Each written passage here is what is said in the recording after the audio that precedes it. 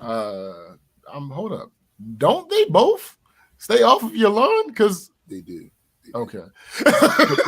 but Maya has had a chance to be on the lawn before. Okay. And I ain't like it. So I appreciate so much. that shit. That's true to form. I'm just saying. It shit was ass. I ain't gonna hold you straight. Cool. Oh shit! I hit the wrong thing. Oh no, never mind. Oh, yeah. There we go. Damn. What up, Biddy? Hey, what up, Biddy. Jonathan. Let's see.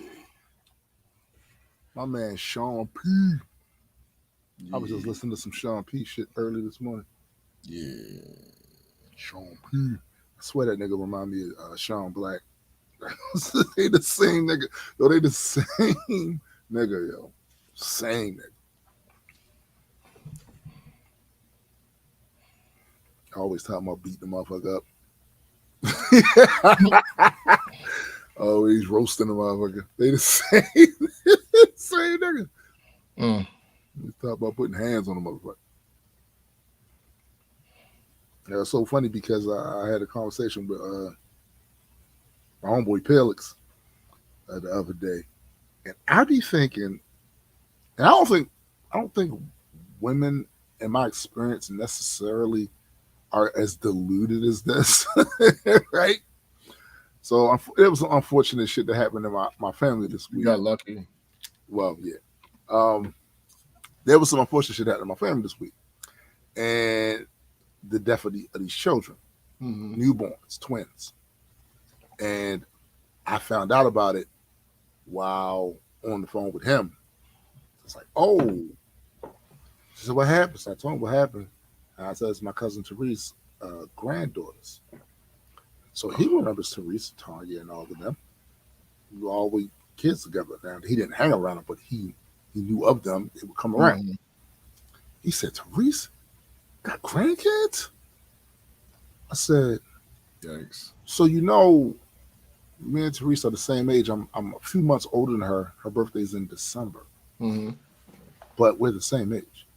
I said, now, maybe in your head, you think we're still those strapping young lads walking up and down Emerson Avenue, daring the motherfucker to put a foot in our ass, right? You may think that's us. It's not. You see, sir, I am 54. And you, sir, are 2 years older than me. We are all old enough to be grandparents. Thanks. Stop it. Like, what are you talking about? Why are you shocked? Bruh. What up, Jason? Why? Like, I don't, what up, McKenna? It's funny. It's funny how that works. It's deluded. Like, it's realistic. Delusion. It is. Like, it's delusion nonetheless, but it's realistic delusion. Yeah, like, what the fuck? Like, I get it. I think most people, even once they get beyond a certain age, their own mental self-projection of themselves is the way they were in their prime. But you know what disabuses you of that notion? Like, you wake up in pain all the time. Right. Yeah, I'm about to say, try to do some shit that you used to do with no problem, and then, damn, shit kind of fucked my back up. You know what? What fucks me up, though? The opposite. When I can do shit that I used to do. Yeah. That's kind of fucks me up. Because, like, you know, obviously, not old yet. What up, sis? Nigga, what up? Not old yet, but niggas are older. It's not like you don't grow and things still change. Yeah. So whenever, like, it's something that I, like, used to do and just I happen to think of doing it for some reason or another and it's successful, and I'm like, huh. Yeah. And that is what will get it twisted for you, because when I have good it's a good day, I'm operating on 100 for whatever reason. Today, I'm lifting what needs to be lifted. I'm extra spry. Nothing's bothering me. You can be deluded into thinking that tomorrow's going to be tomorrow is another day. Sir, whole nother day. Whole nother day. And things might not work out for you. For instance, all that shit you felt good doing the day before might have caused you to crash this next day because of you did that shit. You know what I'm saying? So, I mean, that's the other reason why I try to stay as limber as possible by walking, because like it is entirely possible for me to lead a sedentary life, because everything I need to do to make money, to do whatever, I do behind the goddamn computer. You know what I'm saying? My entertainment shit is behind the goddamn computer. You know what I'm saying? My communication shit is behind the goddamn computer. So that's why I go out of my way to do these 4 to 6 mile walks, and shit like that, because I don't want, like, I can only imagine what that would feel like. Yo, consider, you know what I'm saying? Fuck that. You make an interesting point. Yeah, just saying. Oh shit! All right, let's get into it. Let's begin this. Mistakes were made. Me. Huh? That's all gave me the biggie, huh? Yeah, that's for you. Welcome everyone to the Black Culture Geeks podcast. This is my man SPJ.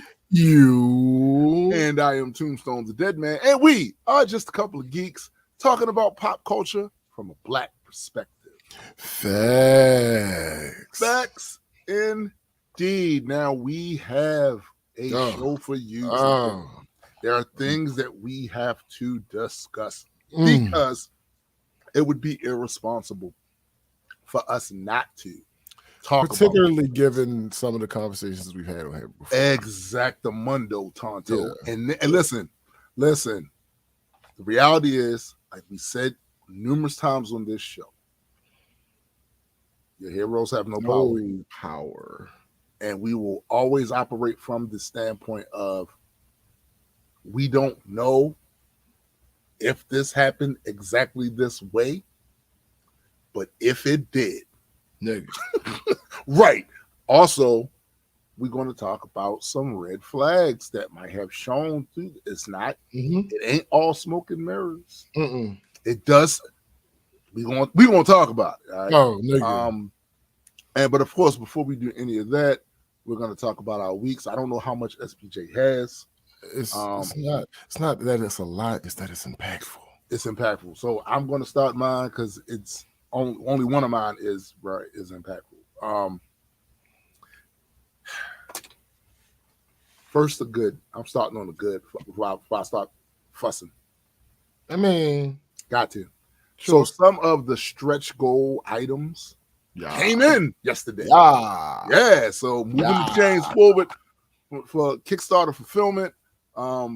We doing the last little bit of stuff, and I got to actually send Cindy some proofreading material just to check the last minute checks before we send that shit off to get printed up all nice and neat, and then we do the big push, because I'm gonna make a big deal about when them fucking books come back here after being printed up all nice and pretty, like, I'm gonna make a big deal of it. Come on now.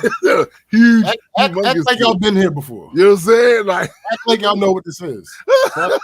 You feel me? And that's great. Also, the stuff, that particular stretch goal and looked really good. And this is the first time we used this company for this particular thing. So that was very it was very good to see that these motherfuckers did what they did for the price they did. That level of quality, I thought it was dope.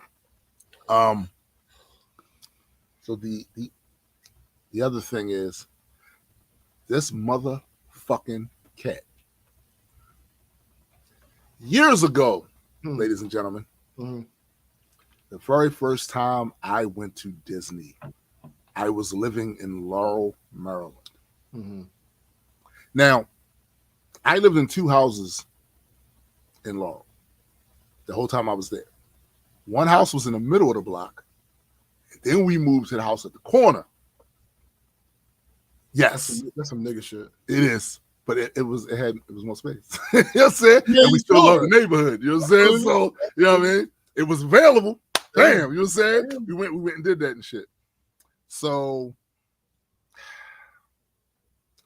went to Disney, had a good time, mostly because of my family. I've aged out of a lot of those rides and shit that's down there. But the food, you never age out of the food. You never age out of the nice scenery and all that other shit. And just having a good time there and all that. All that was great. Items purchased at the park. My favorite item at that park was the Raiden hat. Loved it. Finally got my hands on one. And I kept it like it was fine china. It survived a plane ride in a bag that was given to the airport. And you know what they did to your luggage. It survived it unscratched. It survived that house. Put it in a good place. 5 cats it survived. It survived moving from that house to the next house. And then from that house to this house. And even more cats. It survived. But it could not survive Superfly. He's the great one. Oh, he's the one, all right. I wouldn't use the term great. I hear this noise, and it's ass. It sounds like the shredding of things, but not the shredding of paper. What is that dumbass noise? I go to investigate. That's where you fucked up. What I find scarred me and traumatized me in a way that has nothing else has in quite some time. My goddamn Raiden hat. Yeah. Ripped to bamboo shreds. And who was the culprit, you may ask? Joaquin Phoenix? Damn, you was close. Jordan Peele. Getting warmer. Ra's al Ghul. And you got cold. Superfly. The quote unquote. Damn, I was going to say Dolomite next. The quote unquote replacement for JB. And me and JB got unbenefited long time ago with him as a kitten because he chewed up my headphones. Yeah. If you know me, you know everything about my existence revolves around wires, shit like that. Facts. So when you attack those things, you become a threat to those things. The beef is on. And I beefed with we had JB for 13 years. I beefed with JB for 13 years over that. And this ain't quite, you would think, the same thing because this isn't the wires, but what it is part of my memories. Yeah. My great memories of the times I've spent with my family that I look and go, oh, yeah, I remember when I got this. We was doing this. And he destroyed it and gave me the look like, oh, hey, he's happy to see you. This isn't what it looked like. Yeah. No, nigga, it's exactly what it looks like. I mean, what did it look like to you? It looked like a hyperactive,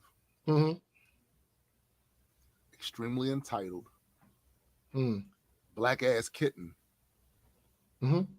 took it upon himself to do what he's been doing around this motherfucker at least for the last couple of months. And that's being destructive. Okay. All right. Maybe it is what it looks like. He's a bastard. So, but I did learn some things. One, that beef I had with JB, when JB got real sick and had passed, we had kind of got past all of that, but it still was lingers. My tolerance for his shenanigans was not high. It wasn't. Before he died, though, he came over here to my my section of the world here in the house. And ordinarily, I didn't let any cats come back here, except for T'Challa. Once I had him trained up, no cats back here. But I let him. I knew he was on his last hurrah. You know what I'm saying? Thanks. He came through and did something he never did before, at least since he was a kitten. That nigga jumped in my lap and sat there and gave me an earful. I'm like, he obviously trying to tell me something. I don't know what it is, though. You know what I'm saying? So a couple of days after that, he had to be put down, right? He had lost a shit ton of weight. He had tumor in his stomach. It was bad. So what I learned from that is, nigga, you hold a grudge long as shit. Yo. You hold a grudge long as shit. Okay. All right. And not to repeat that with the new cat. Right. So I am doing my level best. That's actually a great moral to the story. I ain't gonna hold you. I was expecting something more else. You know what I'm saying? You know what I'm saying? This shows growth. Yeah, it does. I think it does. Anyway. I can go there. Yeah. And finally, this is one of the things that we typically don't cover a whole lot on the show, but I felt like we have to because it would be irresponsible. We are a show that exists in a time period where history-making things are taking place. We should at least chronicle it so we're on the right side of history with someone says, oh yeah, the Black Culture Keys, they had that thing about it's something about it. They were relevant at the time. As I'm sure many of you know, the former president of the United States was indicted yet again. Oh, my bad. No, not at all. Donald J. Trump, and the J is for jackass. But listen, he was indicted again, and the reason I think I need to go over it briefly is because, to quote my man Calvin Candy from the Django movie, there's been a lot of lies told here at this table tonight. Okay, all right, and we gonna have to. I'll give you a B. Now, this indictment is 45 pages. There is no way in hell I'm going to sit here and go over that entire 45-page indictment. Right. It wouldn't be prudent. And besides that, that's not the part they're lying about. The part they're lying about happens within the first couple of pages. So the usual suspects are doing their best to pettifog what this is and lie to your face. And for those of you that will come across this video later who have predisposition to just be believing what our politicians say to us, what everything the media says, this gonna hurt your feelings, but it need to, because you need to come up out of that shit. Facts. Just like we need to have a national conversation, and hope you do it before I leave. Hope you do it before SBJ, right? But you need to have a national conversation about these private organizations that we've let put their tentacles into our civic laws and liberties, and Democrats and Republicans. They are private organizations. Their interest is their interest, and they might coincide with some things you want, but don't be so fucking stupid as to think that they are here for you. Hell no. This is self-interest that happens to overlap sometimes with what you want. All right? Every now and then. Every now and then. I watch the usual suspects get up there and lie and say they indicted him because of free speech. He's not allowed to say. You know what's wild about that shit? What's super wild about saying that is the only way you could think that is if you just read half of the first page. They literally go into what he did. A fact claim that incited panic. Yeah. Yeah. And more than just panic. Sis said 45 for 45. More than just panic. Action. Yeah. So not just the threat of action. Oh no! Action. Oh no! It was things done. There were things done. So, right. There's a whole EP about it. It's a whole. What's the name of the EP? Insurrection Day. Insurrection Day. Yeah, Insurrection Day. By Multiware Entertainment. Let's check that out. Yeah, streaming everywhere. So, his violations in this particular indictment: 4. Count 1, conspiracy to defraud the United States. Count 2, conspiracy to obstruct an official proceeding. Count 3, obstruction of an attempt to obstruct an official proceeding. Count 4, conspiracy against rights. And none of these you've noticed did they mention anything he said. Right. But let's go further. Introduction. Like I told you, the first half of that first page. The defendant, Donald J. Trump, was the 45th president of the United States and a candidate for re-election in 2020. The defendant lost the 2020 presidential election. Despite having lost, the defendant was determined to remain in power. So for more than 2 months following Election Day on November 3rd, 2020, the defendant spread lies that there had been outcome determinative fraud in the election and that he had actually won. These claims were false, and the defendant knew they were false. But the defendant repeatedly and widely disseminated them anyway to make his knowingly false claims appear legitimate, create an intense national atmosphere of mistrust and anger, and erode public faith in the administration of the election. Now, if you stop there, and this is what a lot of these motherfuckers did, they had him because of what he said. But no, wait, there's more. Because right after that it says... Though, before you do that, this is still a decent chunk of enough. Oh, it's enough for people to look at and go, I would never vote for you again, but he still hasn't broke the law yet. Right. They even, to show you what Jack Smith did, the defendant had a right, like every American, to speak publicly about the election and even to claim falsely that there had been an outcome determinative fraud during the election and that he had won. He was also entitled to formally challenge the results of the election through lawful and appropriate means, such as by seeking recounts or audits of the popular vote in states or filing lawsuits challenging ballots and procedures. Indeed, in many cases, the defendant did pursue those methods by contesting the election results. His efforts to change the outcome in any state through recounts, audits, or legal challenges were uniformly unsuccessful. So Jack Smith is acknowledging he had the right to lie. That's part of the free speech. He can 100% do that. But here comes the problem. Shortly after Election Day, the defendant also pursued unlawful means of discounting legitimate votes and subverting the election results. In so doing, the defendant perpetrated 3 criminal conspiracies. A conspiracy to defraud the United States by using dishonesty, fraud, and deceit to impair, obstruct, and defeat the lawful federal government function by which the results of the presidential election are collected, counted, and certified by the federal government in violation of 18 U.S. Code 371.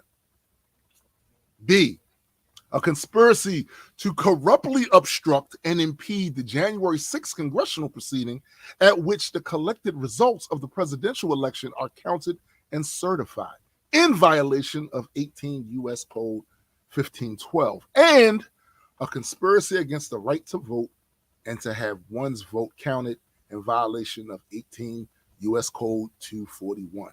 Each of these conspiracies, and here's the connection to what he said. Each of these conspiracies, which built on the widespread mistrust the defendant was creating through pervasive and destabilizing lies about election fraud, targeted a bedrock function of the United States federal government, the nation's process of collecting, counting, and certifying the results of the presidential election. Now I'm going to stop there, reading that there. So as you see, it's not about what he said. What did he say? What did he say? What he said? It's not about what he said. It's about what they are alleging he did.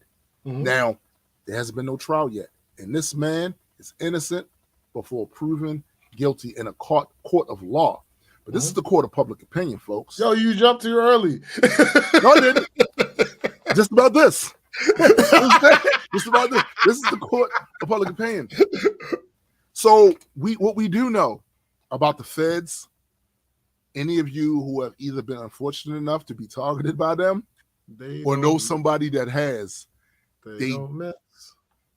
their conviction rate is high as fuck because they don't jump on your ass until they got the shit. Till they got you. By the time they knocking on your door, they already know. They already know you did it, B. The rest of that shit's really a formality, right? That they have to go through. The question we need to ask ourselves is, why are these media outlets that are doing this only reading a portion of the indictment because they refuse to read the entire things on their air? I'll take the guy in the back, SPJ. I think some of it, I'm just spitballing here. I think some of it has to do with the fact that they've been allowed to get away with not actually reporting news for the longest time. And it's old hat at this point to just go ahead and give the part that they want to say. And they've become really good in general. Thanks, Shady. Oh, that's dope. Thank you. They've become really good in general at saying the quiet part quiet. Yeah, exceedingly quiet. Almost not at all. Almost not at all. And the other question that you need to ask yourself and concern yourself with is, if these are the places that you go to receive your news, and they're doing this about something this big, this unprecedented, what else were they doing that with? Yeah. It is a sticky wicket, to be sure. And all of us get our news from places that we cannot 100% corroborate, because most of this stuff none of us regular folks have intimate knowledge of. Correct. These are news reports being written by people who we don't know, being collected and filtered by people that we don't know and cannot ask, being sourced by people we don't know and can't ask questions. Correct. So even taking all of that with a grain of salt and acknowledging that to be true, there are times where they overdo their skis, and we can literally see through the curtains at the wizard and tell he doesn't really have powers. Pay no attention to the man behind the. Okay. A lot of these news people doing that. A lot of these elected officials are doing that. Oh, come on now. And they're on TV getting extra emotional. Great acting. Gotta give it to them. But most of those people are lawyers. And they, trust me, they've read the indictment. Yeah. They know what he's facing. They know what he's being accused of. And even more important than that, a lot of them have intimate knowledge of the fact that he did the shit. But they'll get in front of the TV screen, in front of the cameras, and give you this dog and pony show. Now, here's me saying something that you won't see a lot of those people that's doing that shit say. If Hunter Biden broke the law, he should be made to pay for it. He should be held accountable. And I'll even further the list. If his dad enriched himself using his position while he was vice president with some of Hunter's business associates, then after he's president, he should be made to pay for it. And the reason I say after he's president, because I'm going with the president that y'all started with Trump. We can't do nothing with him in the legal terms, so he's still president. Well, Biden's still president. When Biden's no longer president, haul his ass in the court. Investigate his ass. I don't give a fuck. You know why I don't give a fuck? Biden ain't Graydon. He ain't SBJ. He ain't Adequate. He ain't Marissa. He ain't Cindy. He ain't McKenna. He ain't Discord. I don't know that motherfucker. And I don't owe him shit. And I don't owe his son shit either. Facts. These are wealthy motherfuckers that don't know who the fuck I am, and they are living very, very well off of the public dime. Absolutely. I don't know them, and I don't give a fuck about them. But you motherfuckers on the other side of this equation are treating that motherfucker like he's the Messiah, and it's disgusting. And what's even more disgusting about that is there's a small sub-segment that I've seen in the so-called atheist skeptic community that's doing the exact same fucking thing. Mm-hmm. And I never thought I'd see the day. Motherfuckers running around here talking about they patriots. Motherfuckers running around here talking about they bleed red, white, and blue. But then when a motherfucker you happen to like, for whatever reason, gets jammed up in some shit, and it's a bunch of red flags that look crazy, all that patriotism goes the fuck out the window, and now you want to play defend. Now you want to put party before the country. That's what you want to do. I don't give a fuck about a single politician.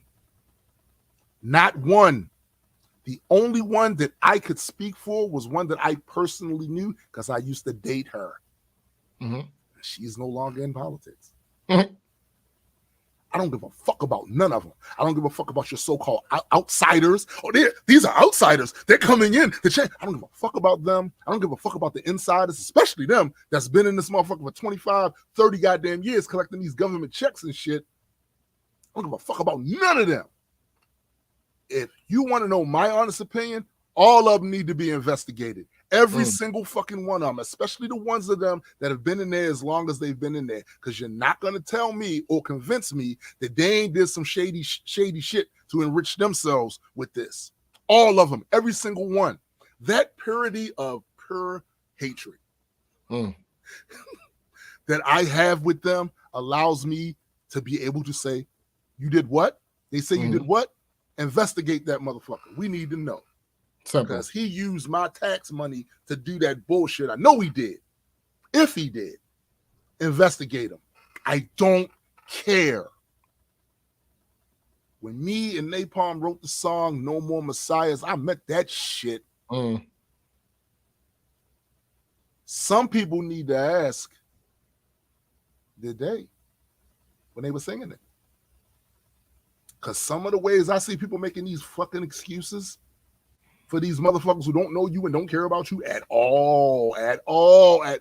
George Carlin told you this. I don't give a fuck about you. But y'all willing to jump in front of a fucking bullet for him? Or mimic their bullshit? Like when Trump running around was talking, Trump be cutting promos like he's in the WWE. And some of these motherfuckers then took that shit and started doing it themselves. But I caution you, Trump has Secret Service to protect him. Nobody's protecting your ass. So be very particular about who you choose to try to mimic your idol in front of. Talking crazy to people. Because they can be ugly as a motherfucker. So, wrap it up. Quick synopsis. Fuck Biden. Fuck Hunter. Fuck Trump. Fuck Trump administration. Fuck Biden's administration. Fuck Congress. Fuck them. I don't care. Investigate them all. But you're not going to act like this man is above reproach. And you're not going to be able to use the fact or bring up another politician to excuse what he did. Because I'm just going to tell you, we'll lock him up too. All right? And that's my week. Yikes. We can go home now. Yeah, we are home. We are home. Actually, it kind of messes that up. So as I on some Caesar shit from Planet Apes, Caesar is home. So as I had alluded to with Tomb when we first jumped on here before we hit the live button. Mistakes were made.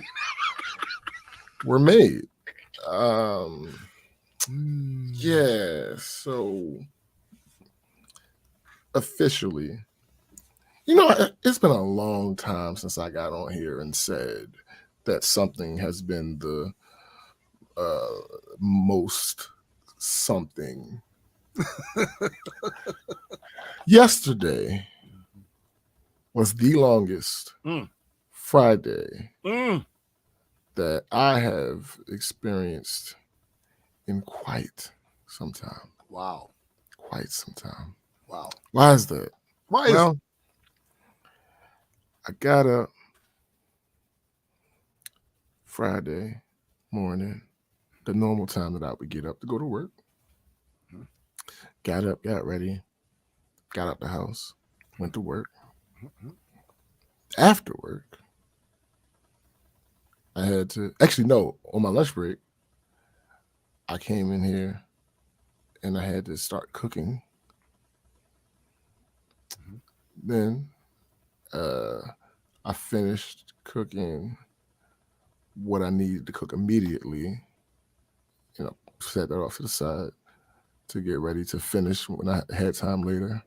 I went back to work and I got off of work and I went to happy hour with my homegirl.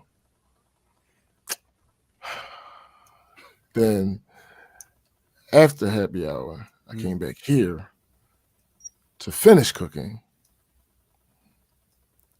And then I went to Fab's house.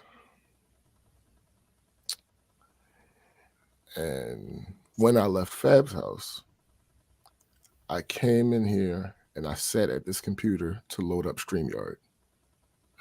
Mike said, "Oh, that sign." I have not been asleep since Thursday. Oh, damn. If you see Fab, he says, pulling an all-nighter, what was we thinking? Oh, damn. So mistakes were made. I'll get into the meat of that a little bit later. So, Creative, Just an EP is still streaming, and it's available on Bandcamp. It is. Power is still out here streaming. It's still on these streets, man. They'll never get me down. It's still out here streaming. The next song, all in your face. The next song, I've decided, because so much was going on this particular month, even though it just started, but it just August, this month is so fucking packed. So I'm gonna wait until September to start the rollout for the next song, because I literally don't. There is not enough time in what's going on. So that'll happen then. Remember, there's always assume that there's music. All right. Also, I started working on a completely new story in my universe. Yes. Last week. And it is inspired by one of my favorite pieces of literature.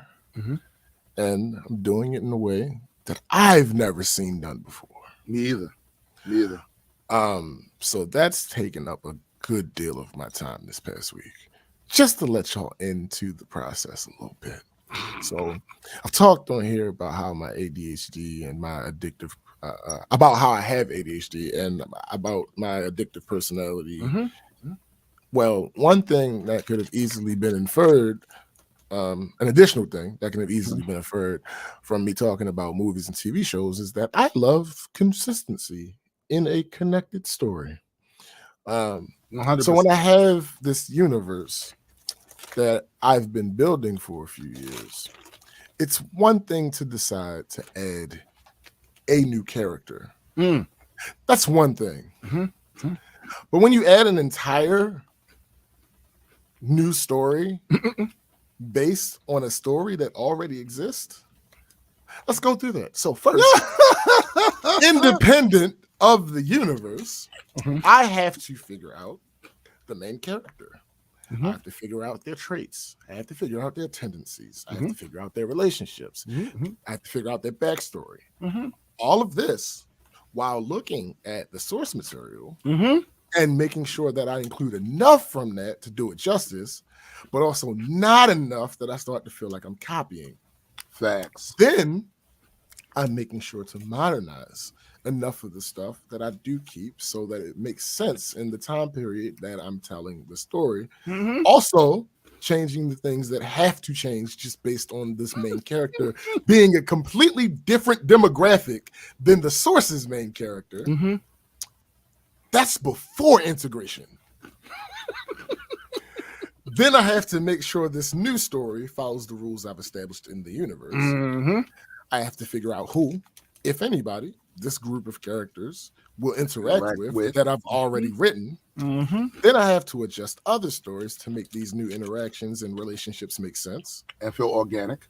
And now I just thought of this new concept to add that wasn't necessary for any of the particular stories that I have written, but it will help me explain this one relationship between this new character and one of the other characters. Now you got to put this new concept in there and make sure it fits. And it will help me make new stories and new characters in the future. But in order to do that, I have to go add something to the story of one of the other characters that I have been working on who doesn't have a story yet. I had to do the same shit. I had to do the same shit. It's a whole ordeal. Yeah. It's a whole thing. Yeah. All right. We'll just leave that at that. So, work. So I brought up last week the manager that called me trying to claim favoritism. Important points from that convo that are pertinent to the next part of the story. She claimed favoritism. She said the words, "I don't want to go over your head." She claimed her agent wasn't able to do any of her work. A little more on that since I kind of rushed through it last week because we had so much. So I addressed the favoritism bit on here already. It's not true. She knows it's not true because she works at the other office that she's referencing. And she's been waiting on something for that office for almost as long as this. Okay. So she knows that's not true. Okay, whatever. I've been indirectly addressing the whole going over my head thing for years. Mm-hmm. Here's the thing. There is no going over my head. My reflexes are too quick. No.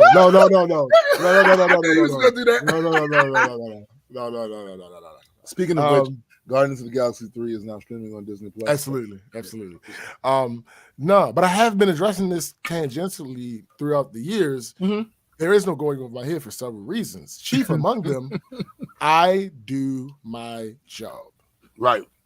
It's very rare that I fail to get something done at work because of my situation. I have way more power and freedom than my position warrants. Right. That's because my boss isn't a micromanager. Right. I have earned the benefit of the doubt with my work, with my attendance, with my punctuality, etc. Talk your shit. Even on those super rare occasions that something slips through the cracks, my boss or my supervisor, who's not my supervisor, asks me about the situation first. Talk your shit. Before attacking me. Talk your shit. So that conversation was the Friday before last week's show. At the end of the conversation, I told her that I would see if my boss would let me replace the PC. Mm-hmm. Friday, I went there. That same Friday before last week's show, I went there, and the rental agent was there. When I walked in, she was like, "Oh, yay!" I said, "No." I am not here to fix your computer. I'm taking your computer. She said, "Oh man." I said, "Don't worry, you have a computer by Monday." She said, "I won't be here Monday." I said, "Great. When you get back, you'll come back to a brand new computer." So, wait a minute, hold up. Question. You're replacing the computer. Yeah. What about all the files she has on there? Are you going to be doing the... That's why I took the computer. Oh, okay. Got you. That's very interesting that you said that. Keep that in mind. So now let's address the whole claim that the manager made about her agent not being able to do any work. Mm-hmm. It's bullshit. That is a one agent office. But there are two PCs there. One for the agent, one for the manager. The manager spends a lot of time not at that office because, as I said earlier, the manager works at another office as well. Being generous to her claim, and I'm not exaggerating, being generous to her claim, 95% of the things that the agent can do on their PC, they can also do on the manager's PC. Wow. Again, that 95% is me being generous to the claim that the agent couldn't do any work. Yeah. So Monday morning at like 9:30 a.m., this manager calls my supervisor, who's not my supervisor, and she's just going in. Oh, my agent can't do anything. We've been dealing with this issue for months. Why hasn't this been fixed? It's not fair that my agent can't do her work. Blah, blah, blah, bloody, bloop, bloop, bloop. While this is going on. Wait, man, she coming at you about that shit. Exactly. While this is going on, I guess this is what she thought she meant by going over my head. So while this is going on, my supervisor, who's not my supervisor, is telling her that she absolutely can get work done because she can just use the manager's PC. My supervisor, who's not my supervisor, then gives her a specific thing that she can try and asks, "Have you tried doing this?" The manager said, "No." I know. My supervisor, who's not my supervisor, says, "Okay, try that and call me back." The manager says, "Okay." When my supervisor, who's not my supervisor, hung up the phone, I asked her, "Hey, just humor me. What did she say?" She tells me what the manager said. I burst out laughing. She's like, why is it that funny? Because she understands the situation. But she's like, why is it that funny? I said, our rental offices, open up at 9 o'clock. That means that the employees need to be in there before 9 o'clock. Right. At 9:30, a manager is calling and saying that the agent's PC isn't able to do a good portion of the work that the agent is supposed to do at 9:30 a.m. But there is no PC there.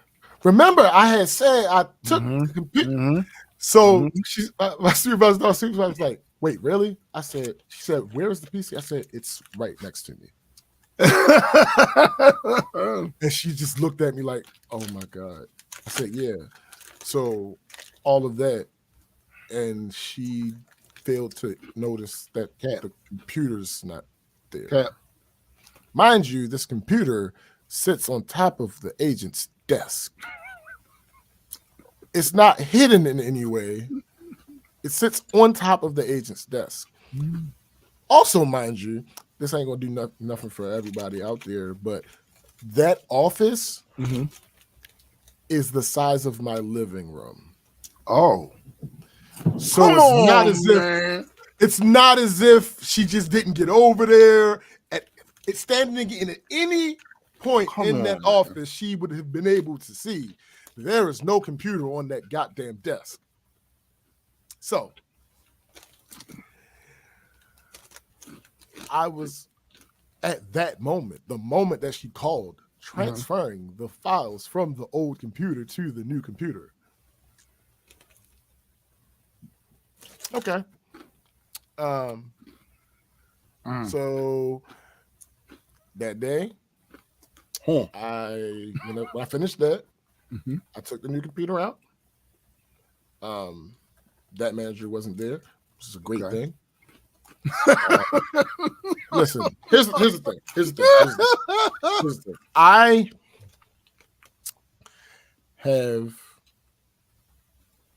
want to say I have a temper, but what I do have is a particular set of skills. No, let me stop. I don't really have a temper, but what I also have is low tolerance, a real lack of tolerance for the bullshit. Yeah, I just don't, because what we're not gonna do is play these games. So I felt as though it was in everybody's best interest that I not see that person that day. Yeah. Particularly because she has a habit of doing this phony thing, like oh, hey, James. Yeah, Don't, this is after the whole I'm about to go over your head shit. Right. Like, don't, this ain't the time. Please, Nah. please just leave me be. Leave me. Okay. She basically said, look, I don't want to have to go tell your boss that you out here fucking up in these streets. Like, oh, that was the tone. That was exactly the tone. So I made it my business to not see her that day. Okay. Was it the next day? Either Tuesday or Wednesday. She calls. My supervisor's not my supervisor again. She says, hey, there isn't a shortcut to the work order system on this computer. Again, the implication being James didn't put the shortcut she's still on the desktop. She's still digging for gold. Right? Okay. My supervisor tried for 35 minutes. This is not an exaggeration. Again, I do not exaggerate. She tried for 35 minutes to walk the manager through putting the shortcut onto the desktop. This is not difficult. Ladies and gentlemen, this is anybody who has access to a PC, just if you remember it, and you shouldn't forget it because it's not a long list. If you remember, open your start menu, find a program, and just literally just you don't even got to do that. Yeah, you're right. You can just drag it to the desktop. That's crazy. That is how you put a shortcut on the desktop. It's really crazy. That's crazy. But remember, I just said she tried for 35 minutes to get her to do this. I'd have been hot, yo. Wait. At the end of that 35 minutes, they still had not achieved that goal. It's just that by that point, my supervisor was not my supervisor, was so frustrated that she got her to open the program, and she was like, listen, that's going to have to suffice until he can come back out there. Like, yo, you hold up. Ho. You should not have to go out there. No. You're misunderstanding. That wasn't a he's going to come fix your problem. That was he makes his rounds twice a week. When he makes his rounds to your area is when this will be fixed. So this makes her look worse because you really going to wait all that time when you finally get around to it to ask you to do something so small. Wait. No, wait. There's more. Oh no, it gets worse. So, like I said, my supervisor got frustrated by that point. She got it far enough to open it, and she basically told, you're gonna have to wait until James makes his way back out there. You'll put a short. Here's the thing. At this point, so she gets off the phone with the manager. I say to her, there are two huge problems with the phone call you just had. She said, only two? I said, stop. There are two huge problems with the phone call that you just had. Number one, I don't have it on me. I have a flash drive. And on that flash drive is, backups from the jobs and all this other type stuff. You mean this? This is for so they can see. Yes, the people that don't know what a flash drive is, like all three of you. Hey, listen, sir. Let me tell you something. You just gave us a whole. No, you're right. You know what? I can't even. No, you know what? My bad. I apologize for my outburst. So yeah, I got this flash drive, and on this flash drive, I have a folder called transfer, and I use that. I'll give you three guesses as to what I use that folder for. So let's see. To use that folder to store all of your porn. No, I'd probably get in trouble for that. Oh shit. Oh, easy. You got your rapidy rap music on there. Probably would be more entertaining, but still would probably get in trouble for that. All right, I got. You said three, right? your photography. You got a bunch of pictures and all that shit on there. Actually, no, it wouldn't fit. Oh shit. I use it to transfer information from an old computer whenever I'm setting up a new computer. And because I work in IT, it is just a habit that is a good habit that everybody should follow, but nobody's going to because realistically, we're human. Redundancy. So when I do transfer, I don't delete it immediately. No, hell no. Just in case something goes wrong. Yeah. Now, what is the percentage that in the 14 years that I've been down there doing this, that something has gone wrong? Zero. It never, not once. It don't matter. Does not matter. The moment you decide I'm a little bit prematurely, that's when you're going right. Does not matter. So I walk over to her desk, take the flash drive off, put it into her computer. I said, number one, she is partially correct. I did not specifically put a shortcut to this program on that desktop. Right. What I did was what you did? I took the entire desktop folder from the old computer and transferred that to the new one. And here the desktop folder is still on my flash drive. And if you scroll down, you'll see the shortcut that she's looking for. That's one. Damn it. He said, yeah, it's right there. I said, oh, the second egregious thing with that phone call you just had. When you got her to finally open up the program, the program is called Remote Desktop. And basically, it allows you to connect to a computer elsewhere through the internet. When you open it up, you have to type in an address to show it where you need to go. Mm-hmm. My company doesn't make computers. Wait a minute, hold on. I thought. No, real estate. Oh, yeah. My company doesn't build software. I mean, yes, two of us have programming. Two of us have programming experience, but that's not our jobs. Right.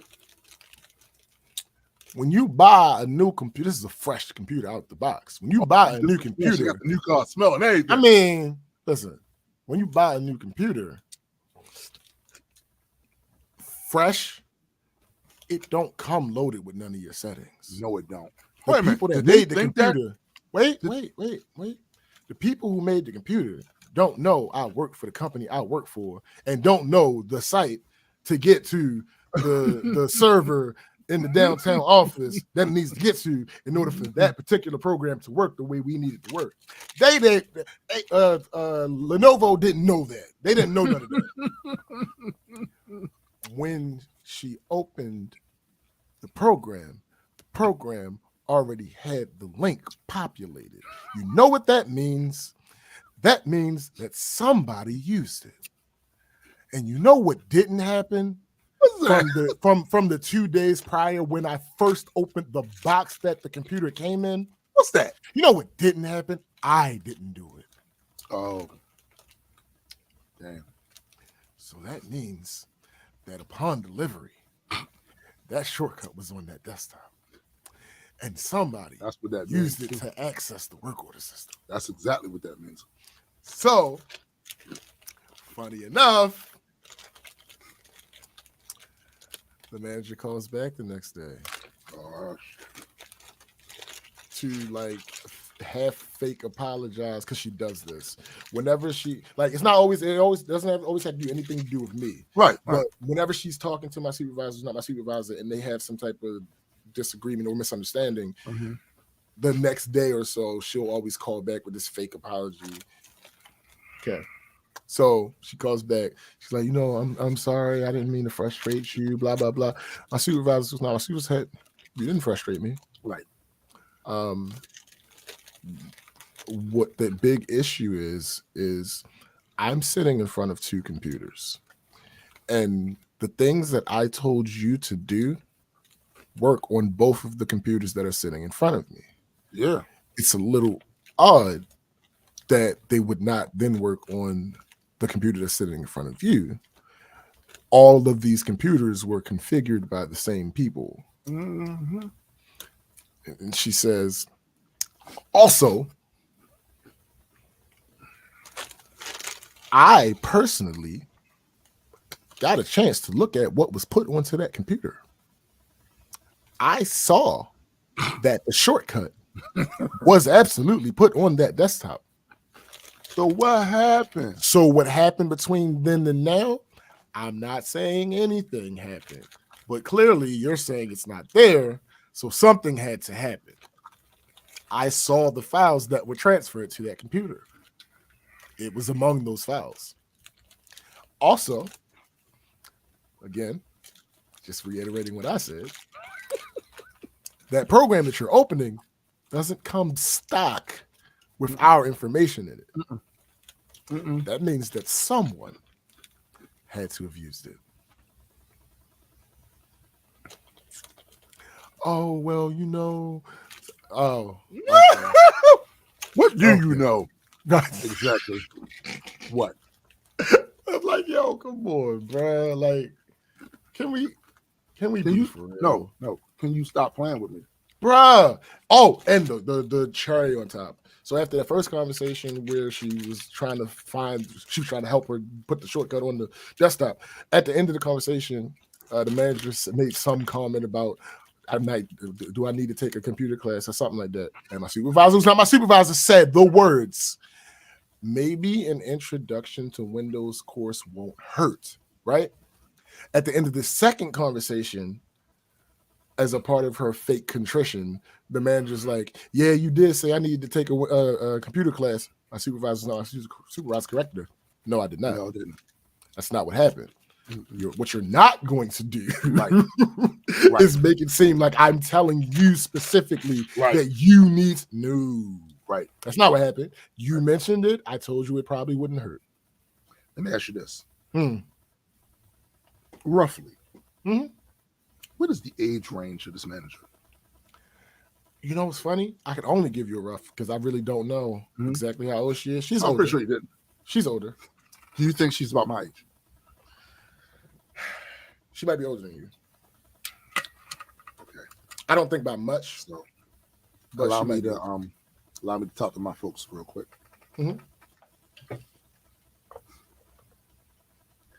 You can't keep using the fact of your age as an excuse for why you can't do simple shit on a computer. This has been the computer age now for decades. Bruh. I had computers in my elementary school. Nigga, I had what they would consider back then to be computers in high school. Right. Now, nowadays, I think they call them abacus. But regardless of that, there was a big dumbass CRT box right there, and all of that shit there. And I was in high school, so you can't keep using that as an excuse. I think people have taken that and ran with it for a long period of time, far too long than they should have. Yeah. I'm not talking about those of you that are 75, 80 years old. Right. That's different, yeah. Those of you that are in your 50s and early 60s. Working age. Come on. Yeah. There's no excuse. That's willful. Willful. Oh, it's absolutely terrible. And it's like, I get it. Realistically, I know in my brain that it was less about trying to get me in trouble and more about her not wanting to take the blame for not wanting to appear not understanding. Yeah. What it was. But I understand in my mind. In my heart, it's a little fuzzy. It's a little fuzzy. It's a little fuzzy. It feels different. I know for a fact what it is. It feels different though. And this is the thing, reconciling what you know in your head. It's difficult. It's difficult. I have found that I can only do that with compartmentalized things. Right. Some things, it's blurred. Bruh. It's like interpersonal things. Blurred. I'm feeling like you tried to play me. Right. Feeling like, you know what I mean? You try to like embarrass me in front of my supervisor. It's not my supervisor. I can absolutely feel like it's 100 degrees outside. Yes. And know that it's only 87. Yeah. That I can rationalize. Yeah. I know that because of the measurement and the science that we put into it, that has a standard deviation of being correct. Right. And there's also a real feel. Right. Right. Real and feel. That is what actually is closer to what I'm feeling. What you're experiencing. Right. There's no excuse. Bro. That's empirical. Yeah. This, I'm left to interpret intentions. Mm-hmm. Because there is a hard fact to it, but there's no way for me to objectively know the hard fact of it. I just like don't try to play me and erode my credibility based off the fact that you know damn well you're not as competent with that shit as you should be, and you should be embarrassed. You should be embarrassed, but instead you're trying to pawn that embarrassment off on me. Bruh. And to any of my coworkers who might happen to be listening, she made it worse for all of you. Because I was being gracious to the Friday before last when I allowed her to go on as long as she did on the phone, because I knew that part of what she was saying was absolutely correct. Yeah. The issue had lingered long enough, and it was long enough for her to have some feelings about it. Yeah. So I let her go longer and say things that I normally wouldn't have allowed to slide. Right. And then this is how she repays me. This is indeed how she repays You're you. not new to the company. My people already have a profile in their head of your skill level with this stuff. And they know from working directly with me, my skill level with this stuff. And the likelihood that I would have made such a mistake to such a degree and not have owned up to it. I know. Like, come on, bro. Like at the end of the day, what did you end up getting? Frustrated and embarrassed.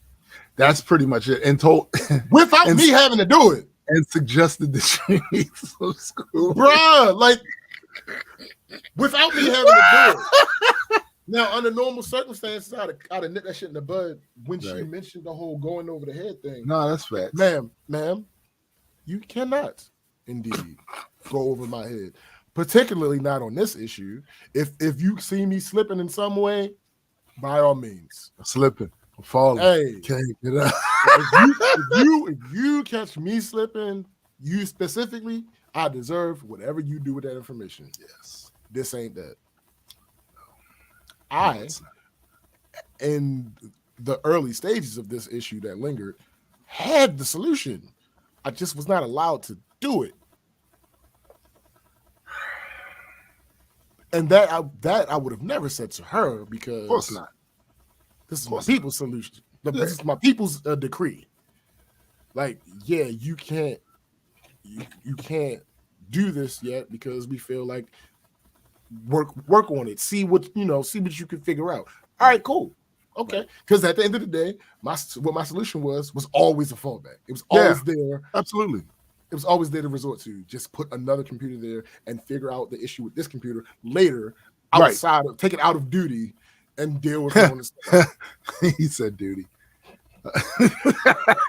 Worked the IT for 7 years. Just give me a PC. Hey, listen, it's the life we live. It's the life we live. It is what it is. It's gonna be what it be. So lastly, yesterday. Life was such an easy game to play. This damn, I mentioned, probably last week. that this quote intervention Yeah. was happening. You did mention that. And, I seem to recall saying, "Are you sure?" Oh, was I sure? No, not at all. I was not sure. There was no way to be sure. So Wednesday, I had texted everybody like, "This is exactly when. Like, this is the time that we're gonna do it." Everyone responded except for the person that needed to be there the most. But wait, after we finished texting and shit, Fab calls me. Yo, you noticed she didn't respond, right? I said, yes, I did. He said, well, she called me yesterday talking about something this. And I was like, that seems very convenient because she knew that the date was the 4th for at least 3 weeks. It's very convenient that on the 2nd, you now have this issue that can potentially prevent you from, okay, fine, whatever. So he was like, I'm gonna call her and see if she's gonna be able to make it. I said, all right, cool. Friday, when I went to happy hour with my homegirl, I'm walking down the street.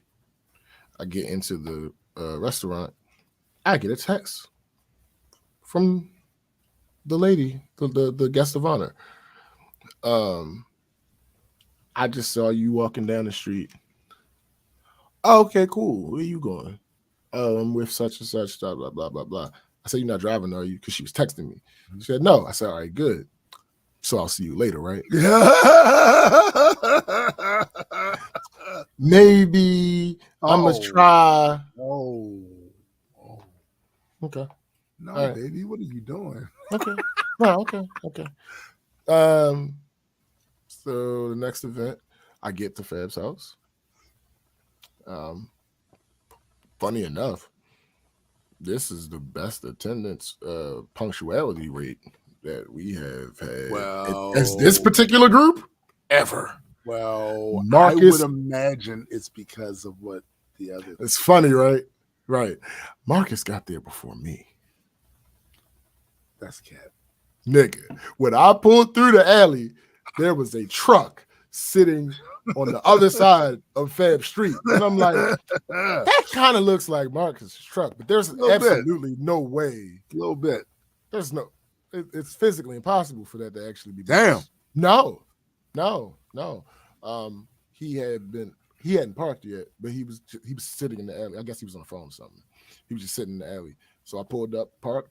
By the time I got out of my car, he was parked. And we walked in together. Our other homegirl was already there. But the guest of honor was not yet there. So I find out when I get to the door. She was that very sure, maybe. Right. I find out when I get in that Fab had been on the phone with her for about an hour and a half. And our other homegirl was like, why the fuck is she on the phone with you this long? She's supposed to be here. So she came like an hour and a half late. Dragging ass. So, remember, several times you've asked me, what did I expect to come from this situation? Mm-hmm. And I gave you an answer. And the answer that I gave you was, I just want everybody to have the opportunity to put everything out on the table. Right. Mm-hmm. So that happened. Okay. Nothing came from it. Yeah, of course not. Because but again, that wasn't the intention. Yeah. That wasn't the important part. The important part was to give her one last chance to be able to be accountable with the situation. So what this reminds me of, say you have a problemed employee. Mm-hmm. There are protocols. At every job I've ever worked at where I was a boss. Mm-hmm. Protocols. Mm-hmm. One of the protocols is verbal warning. Mm. The next after that could be another verbal warning, depending on the severity of the offense. A written warning, though, means, nigga, your ass in trouble, and you have a few months of not doing this shit before you get back to square one. Facts. Typically, I have found that well over half of the people that get the written warning, they, at the very least, remain conscious of what they were doing before they get that, and they at least get themselves out of the danger zone before some fuck shit happens again. But there's always that percentage of those people who that written warning is a precursor to you firing them. Oh yeah, you already know what you already know where it's leading. You already know where it's leading. And this is what formality. This is what this reminds me of. It was just a formality. Yeah, man. but you had to, and to the point of what you're saying, I had to do it. You have to do it because absolutely, if you do not, then the whole conversation then turns from what egregious thing they were doing on a consistent basis to you not following the protocol and not giving them a chance. Absolutely. So, Marcus is a punk. I'll hear no Marcus slander. It is what it is. It is what it is. Marcus is a punk. Because Marcus likes to talk a big game. But when he gets in the game, he freezes. I never freeze. I never freeze. He freezes. And that's not to say that in the heat of the moment he freezes. That's not what I mean. Right. But whenever he talks a bigger game than he actually ever intentionally backs up. It reminds you can get him to a point where he's going to. Oh yeah, you got to piss him off. It reminds me of an incident that took place. I don't know why motherfuckers. Well, I do know why this motherfucker thought he could play with me, because he was relatively new and he got there off of the say-so of the plant manager. Somebody the plant manager knew from, he worked at Hershey out there in the Laurel area. That's where our plant manager at the time came from, Hershey. He worked out there. They had a long-standing friendship, worker friendship type thing where he was the boss. The plant manager was the boss out there, and he worked for him. I guess he did good work for him. He got him in there. So I guess that's why he thought he could play with me. So I'm sitting down there in the break room talking to my assistant, Bucky. And I'm telling him, look, got to keep an eye on this dude because he hasn't been doing all the stuff he's supposed to be doing. And then he leaves early or leaves before the QA people actually get to check his earnings. You know, one of you guys got to go and clean that shit. Or if y'all had to leave, I got to go and clean that area to get it up to spec so they can start production. This ain't it. Keep an eye on him because if it does it again, it gets a written warning. Hey. So he manages to come into the break room at the point where I say, if it does it again, it's getting a written warning. You know when you're guilty of some shit is when you hear something and don't hear the whole thing and still know that it's about you. I don't know why this motherfucker thought he could play with me. He walks in there, hears that part, and then I guess he thinks he's being bold by coming up to the table. You talk about me? Son, this is me. Yeah, nigga, I'm talking about you. Loud as shit. So that everybody in the break room, I'm talking about your ass. Fuck up again. Right. Fuck up again. So Bucky Bucky's ignorant. Bucky did one of these. Yo, that was the worst possible moment. The absolute worst possible thing. And simultaneously the best. Simultaneously the best. But at the same time, it wasn't like he was going to say something to Bucky because Bucky didn't have the power to fire him, but he had the power to get him fired. Right? That's my assistant. Thanks. What you talking about? Right. I can get you up out of here. He come and the thing is, yes, I met Bucky on the job, but we became friends. We're still friends, still close now, right? This was years. We still close now. I trusted him. I trust his opinion. I trust his perception. If Bucky could have came to me by almost anybody in there. The only reason why I say almost is because some of the people I probably wouldn't have the power to fly. He could have came to me with anybody like, yo, that motherfucker gotta go. Oh, who? Him? Why? Because that's all right. He gotta go. like, nah, you know what I'm saying? But yeah, don't play with me. Don't walk in there.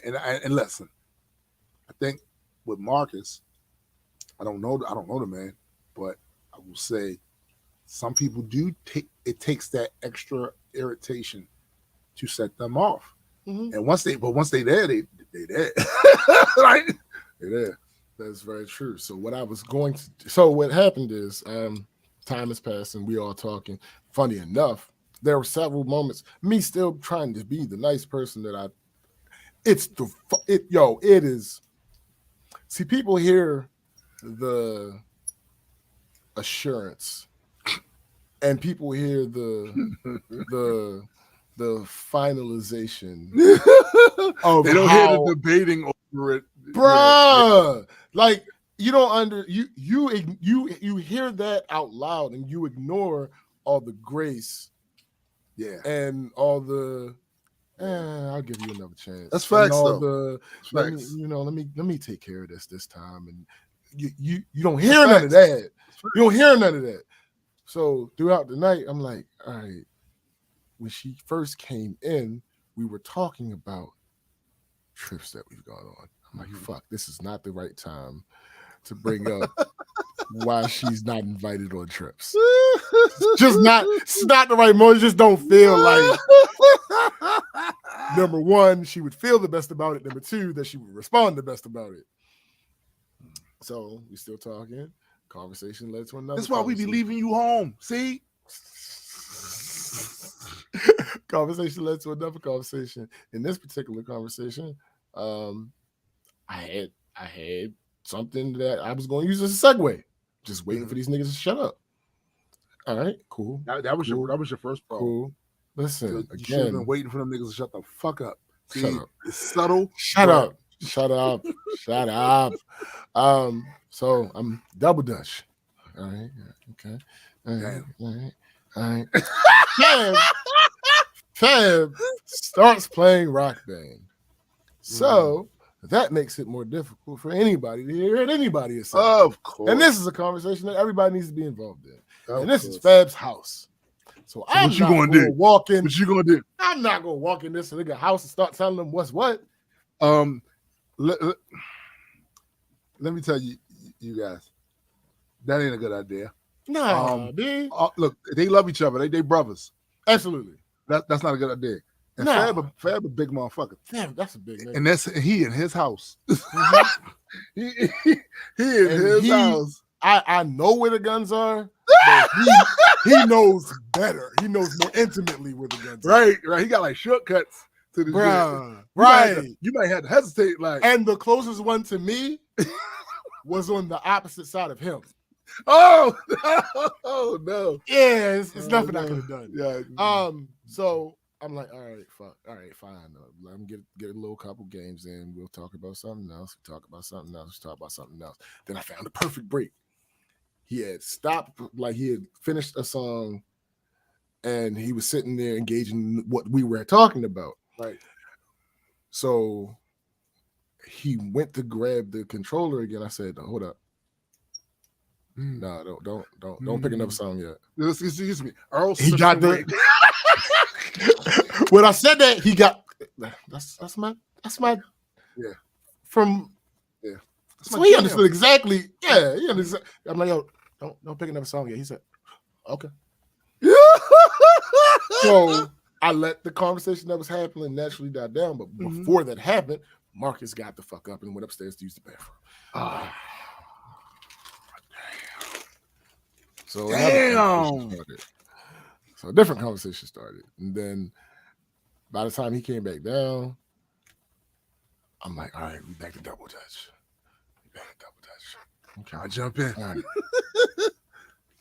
Boom, got it. Okay, so let's go ahead and address. Yo, that's hilarious. Let's go ahead and address what's going on.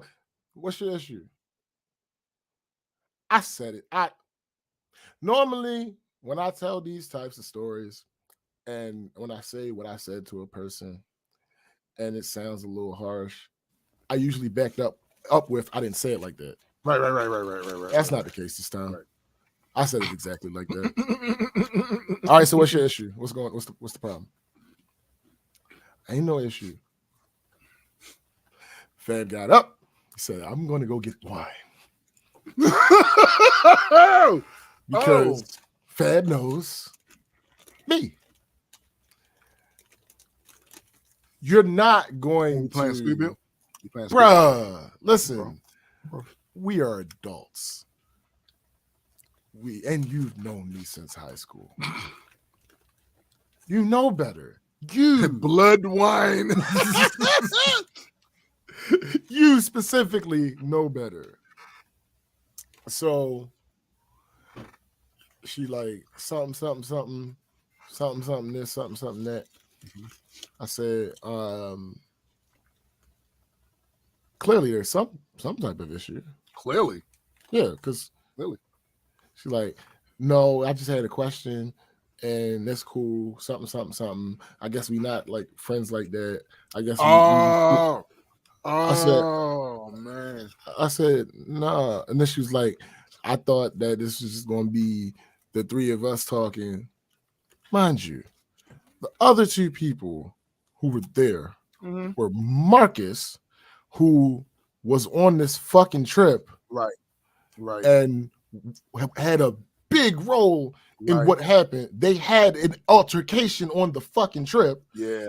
The other person. How would you expect him not to be there? The other person is our other homegirl that she introduced to the friend group, who was also on the trip and also had an altercation with her leading up to this trip.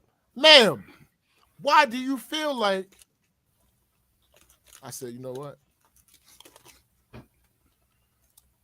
And I looked at Fab, and he looked at me. He drank some wine. He did. He actually did.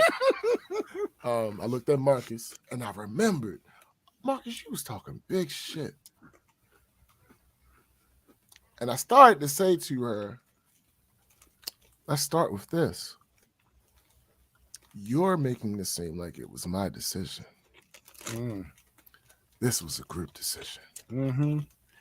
Everyone in this room said, when I said, I'm about to stop doing this, no, keep doing it. Just don't invite her. Right. Every single person in this room said, but I didn't go there because after I looked at Marcus, I looked at my other homegirl, and she looked like she was not ready to go there.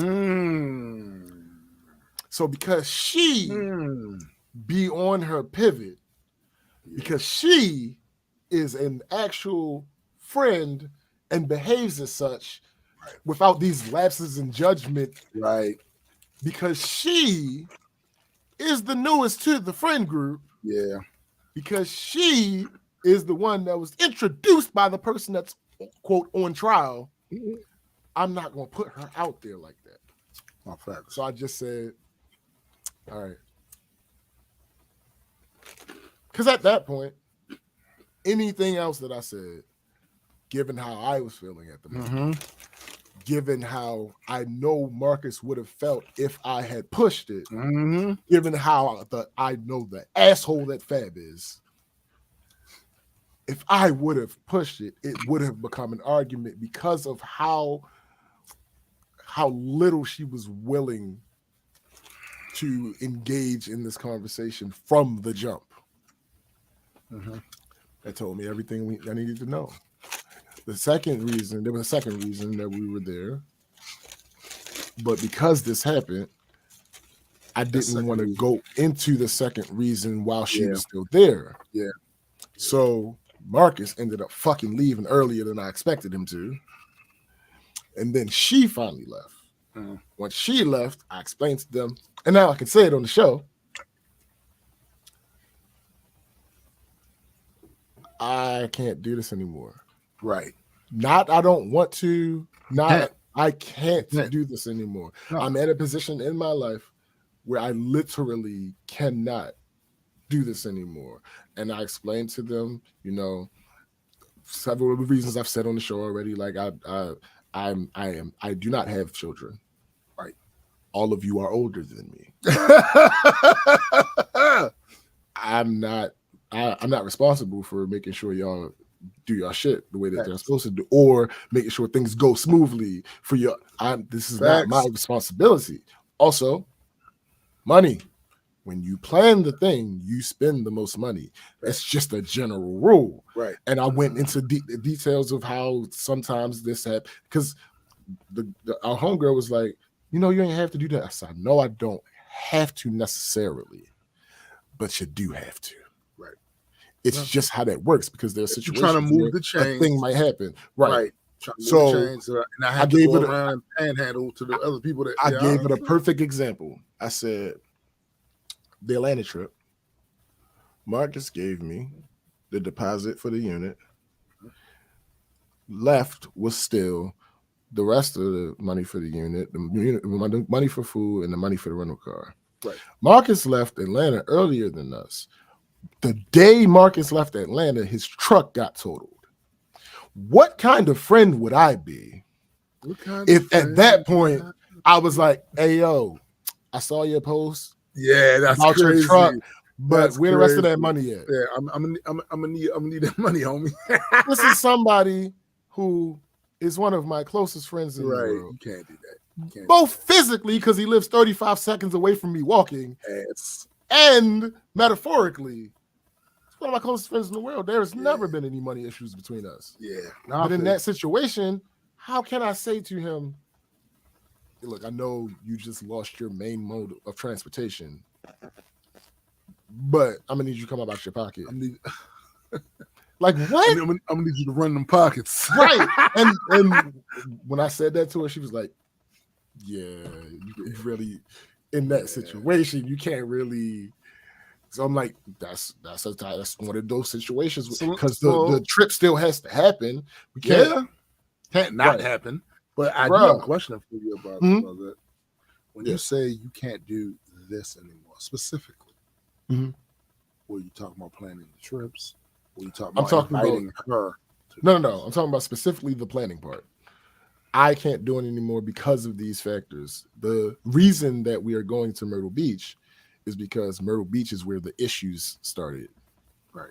And I knew when I planned this trip, I knew that this was the conclusion I had come to. No, she wasn't invited. Oh, she has not been invited to another trip since Myrtle Beach 2 years ago, nigga. I think that is probably for the best, and also going forward, just from how she tried to avoid the conversation, just from then when the conversation did come up, her response to that she was not open to having that. You did I think everything that you could do to rectify it so that she could be once again a member of the we be going places crew. Right. I think that time has passed with her. Absolutely. I don't think. Well, here's the thing. I'm glad you said that. So after I explained all of the reasons why I'm not doing this anymore, I reiterate to specifically my homegirl, because I had most of this conversation with Fab already. Right. It was just the three of us left. Right. So I reiterated to my homegirl, like, this does not mean no more trips. No, it just means I won't be planning. It means I'm not planning them. Right. If we happen to plan, y'all plan something, let a nigga know. Right. I'm in. I'm absolutely in. And Fab was like, so moving forward, given what happened tonight, Fabo will now plan all the trips. No, fuck no. No, he did not say shit. Fab is not. No, he don't want that. He don't want that. Damn it. He was like, moving forward, given what happens tonight, whoever's planning trips, are they going to invite her? Because after this, I know I'm not. Yeah. And our homegirl was like, nah, because you continue. It's like if you walking around and you happen to go to an LA Lakers game, and you're wearing this outfit, and your butt cheeks are cut out, and people were telling you, "Yo, your ass is showing. Yes, your ass is showing. You're afforded with the opportunity because maybe you ain't know. Maybe you ain't know. You're afforded. Like those they used to have crazy AC. Like that shit going through there. So, yeah. But just still, it's possible. I guess, but you still ain't know. So we tell you, yo, your whole ass is showing, and you're like, nah, that's how I express myself. But there are kids here who don't need to see. That's how I express myself. But you see, we didn't like it when Prince did it on the American Music Awards. We don't want to see you do that now. No, yeah, it's not. This isn't the double standard thing. We don't particularly. I don't. Just not. You're literally in. But anyway, yeah. So it's effectively, I'm telling you, like, yo, your ass is showing. Yeah. And you're like, man. All right, bet. And remember when I say that. Yeah. So moving forward, I have no more energy for attempting to do anything with this relationship. I feel you. Because you did. You tried.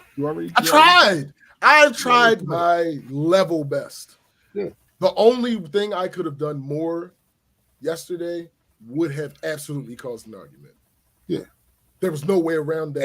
And that wouldn't have the outcome would have still been the same. Yeah. Even after the argument and the hard feelings. It would have just been more stress and more energy that we had to put out. No, fuck that. Listen, I read the room well. And I also understand what they need to understand too. Is that life is short. And as is, it's filled with stressful moments, things you cannot avoid as much as you want to avoid them, people that you have to deal with on a certain level because they either are directly connected to your livelihood or some other very important element of how you live your life. I am not putting up with unnecessary bullshit from people who I don't need to put up with that shit from. I'm just not doing it. Not at all. And the crazy thing about the life is short, I can take that in a different way too. I'm noticing that she's slowly losing friends. Yeah, and yeah. But there's no self-reflection on whether like our homegirl that was there. I've heard her speak on this individual in a way that I have never heard her speak on her. To this past interesting. I haven't been to sleep, so I was about to say today. It was not today, it was last night. But yeah, I heard her speak on this individual in a way that I have never heard her speak on this individual. Another one of her quote best friends, I've heard her speak on this individual in a way that I have never. It's not cool. It's spreading. Individual. It's spreading. Right. That's not cool. Once you get Fab is an asshole, but Fab is nice. Right. Heart of gold. Right. Once you get Fab to start being like, nah, because it's one thing if, I meant to punch each of them in their face about this. And I didn't because by the time I got to talk about it, Marcus was gone and there was no point in me even having the conversation. But the way that conversation was going leads me to believe, which is fine. I'm okay being the bad guy, but we wanted you to be that you guys are like, oh, it's not my trip. Yeah, that's crazy. I didn't plan the trip. That's crazy. So that's sure, it's technically true, but all of you are affected by the behavior when this person goes there. Right? Yo, that's crazy. That's funny. But it's also crazy. So it's like it's also crazy. Help me, nigga. Like please. What's going on? But I get it because I was the one planning all the trips. Yeah. I mean, yeah, sure. It's not like they lied. It's just that, bro, Don't you get something to say? Just a little. Now, to Fab's credit, he's an asshole. Yeah. So he's absolutely told her several times. Of course. You know why you're not invited. Right. Like point blank. You know why you're not invited. Mm-hmm. Let's stop the games. Like you already know. You're well aware. I'm always curious. So few times in life are people upfront about certain things. Mm-hmm.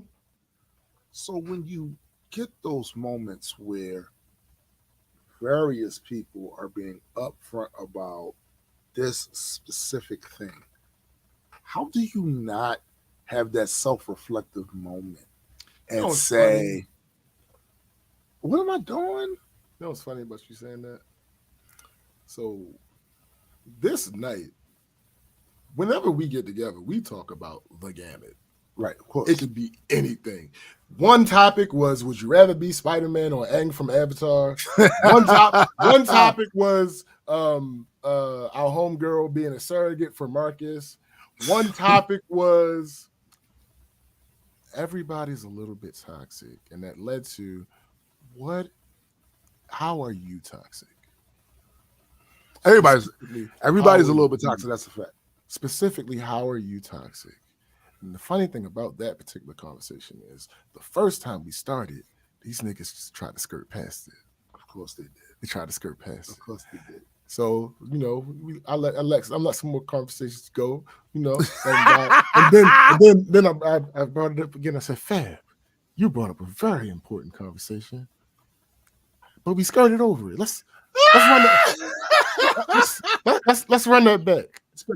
And the funny thing about it is, it was preemptive that they skirted over it the first time because it wasn't on nobody. It was on me. I was about to say, and then it got skirted over. Okay, no, all right, we back here right now. All right, yeah, Fab. Remember we was remember when you was 40 minutes ago. We was Let's do that now. So we started, and when it got to her. Yeah, I shut down.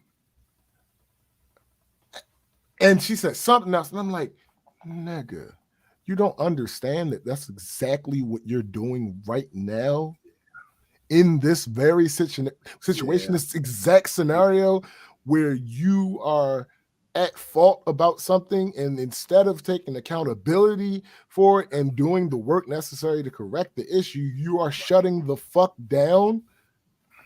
That's exact. So it's not an issue of self-awareness. I would say that acknowledging that that's a thing, but then not doing anything is a choice. Bruh. That's a choice. It's absolutely a choice. 1,000%. It's not like you're unaware of it. Yeah. And again, this ain't 2 separate days, a week apart. This was within an hour of each other. Like, what the fuck? Ma'am, do you not hear yourself? I think I know you do, because you're right. Yes. We know, like, in the circle, there was not a thing, maybe one. There might have been one thing, because we all said more than one thing. Of course. There was maybe one thing that the other people was like, oh, really? No, because we know each other. We are supposed to be friends. Right. We know each other. So when you say this, I'm like, oh yeah, okay. Oh, okay, that makes sense. Yeah, okay, all right. And then like one time it was like, oh shit, okay. All right. But no, for the vast majority of it, I guess that's a part of doing that type of exercise with people that you know. Yeah. Because there's an extra layer of accountability there, because fuck you gonna do, lie? And the fuck Fab going to say some shit that don't apply to him to people that have known him for 25 years? Would Fab say some shit like, no, one thing about me that I feel is toxic is that I'm just fair to y'all all the time. Right. Like, what the fuck?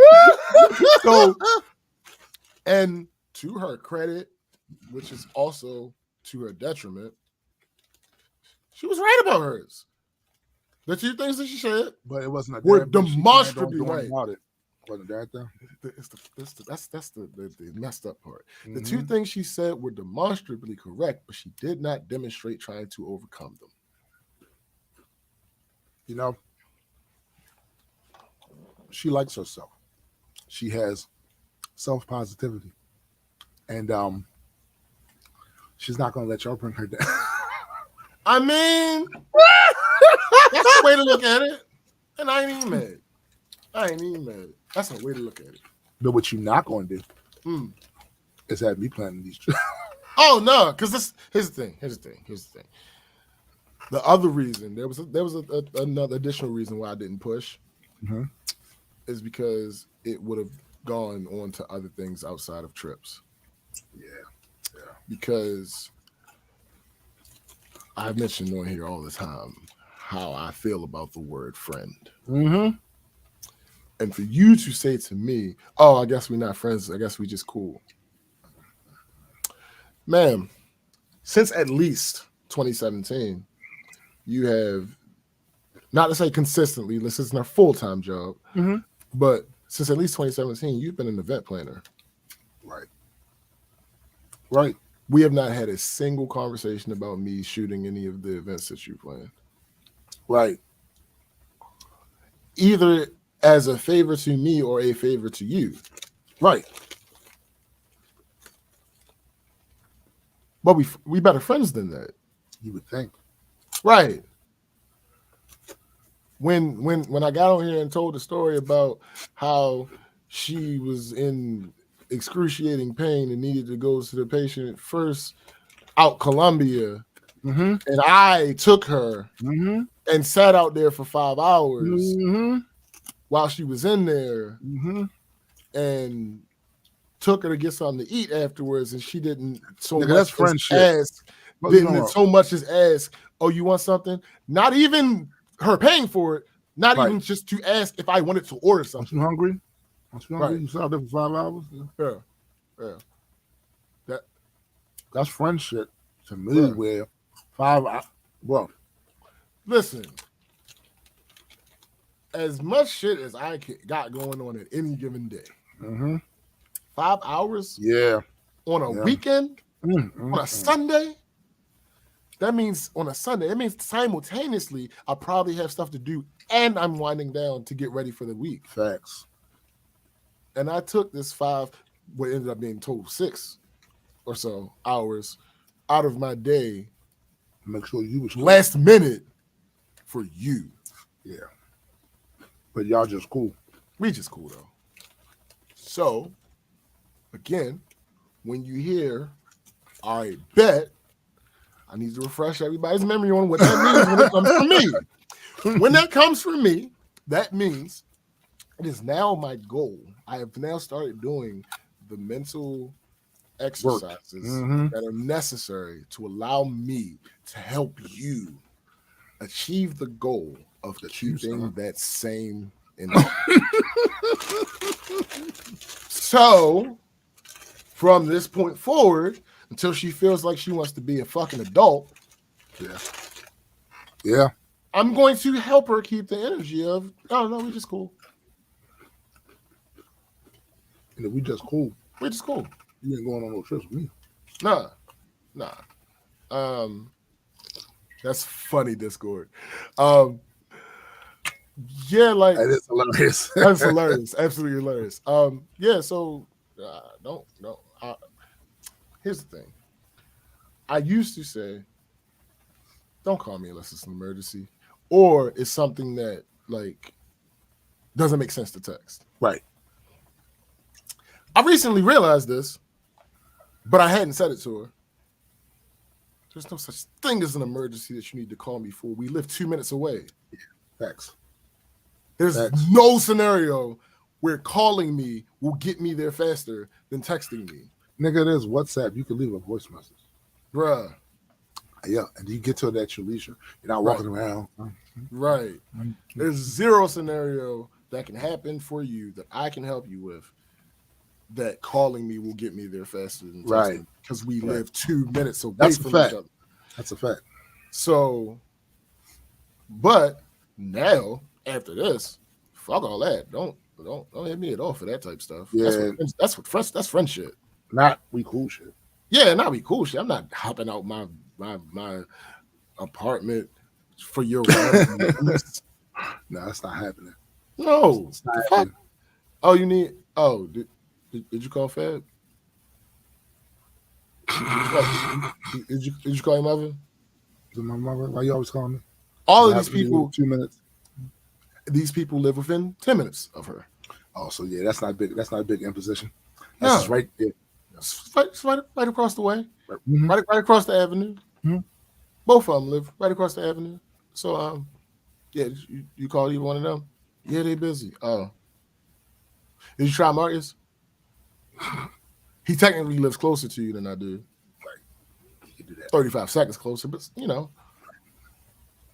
Oh, he answered the phone. Dang. Seems like you're running out of friends. Listen, I'm prepared. I know you are. I don't think she is, but that's really not your concern either. You know what? All of this boils down to is that the truth hurts. Yes. Speaking of the truth hurts, first big single title from one Lizzo. I don't even know where to start with this. I do. Hold up. First thing we do is talk about what The backstory thingy. Yeah. Okay. And then So, go through the things that are before red we flags. actually hit the allegations, let's talk about our history speaking on Lizzo. Oh yeah, that's good. That's good. Because you reminded me of that. Okay. Mm-hmm. So I believe, correct me if I'm wrong, believe the first time we spoke about Lizzo on the show is when she had that snafu with the Uber Eats driver or Grubhub or whatever driver for the delivery, food delivery. And for those who don't remember, what happened is she ordered food. It didn't get where she wanted it, when she wanted it. Now, regardless of that is the fact, I don't know if it was actually the delivery driver's fault or if it was Lizzo's fault. That part is not important for what happened. Right. Lizzo then went on to social media and doxed this individual. Yeah. That was the first time we spoke about her on the show. Yep. The reason that was the first time we spoke about her show is multi-pronged. One, I am not a fan of her music. Not that I don't like her. See, that's the difference between us. Tune doesn't care for her music. I don't. I have heard music of hers that I actually like, but I'm not a fan of hers. Right. Like, she's not in my rotation. You don't check. Yeah, you don't check. You don't check. Right. Correct. So that's one. Two, she seemed to be out here doing positive things. So that's what I like about her. Any mention of her before that, because that was the first time we had a discussion about her. Any mention about that was positive. Like a quick positive throw in. Like or defending her from the likes of or defending her from the bullshit. Or the other motherfucker, Ben Shapiro. I believe the next time we talked about her as a topic was just the flute because of conversation. It might have been them wilding out on her, and she could actually play. She was killing that shit. Yeah. And you know, that's kind of self-explanatory why we talked about that. Then the next time I believe was just a wild backlash that was happening for her for nothing, seemingly just people attacking her because she's fat. And like we like, no, like let's cut that shit out. Like what the fuck are y'all doing? What's wrong? Not to mention the fact that the vast majority of Americans are overweight. So why are you attacking her? Like what are we doing here? Are you pot kettle? Like what? Because I know all of y'all ain't okay, whatever. So then I believe the next time we talked about her was some type of lashing back that she did. And I mentioned how this is not a good look, right? Because you have something that you stand for, that you symbolize, and you have set yourself as that symbol. There are two symbols that you have set yourself up as. One, a person who puts out and breeds positivity, but also you establish yourself as a face of the movement of body positivity. She became the personification of that movement. Yep. And that in itself holds you to a different standard. Very different standard. Now, I've had people say to me, no, she didn't. She didn't put herself in that position. Here's how she did. All right, y'all can't. Here's how she did. Y'all can't do that day. One of these things I'm going to say is going to sound like a joke. Trust me, it is not. It is just going to be ironic funny. Right. When the first conversation we had about you was you being mad that you didn't get your food and doxing someone for it. Yeah.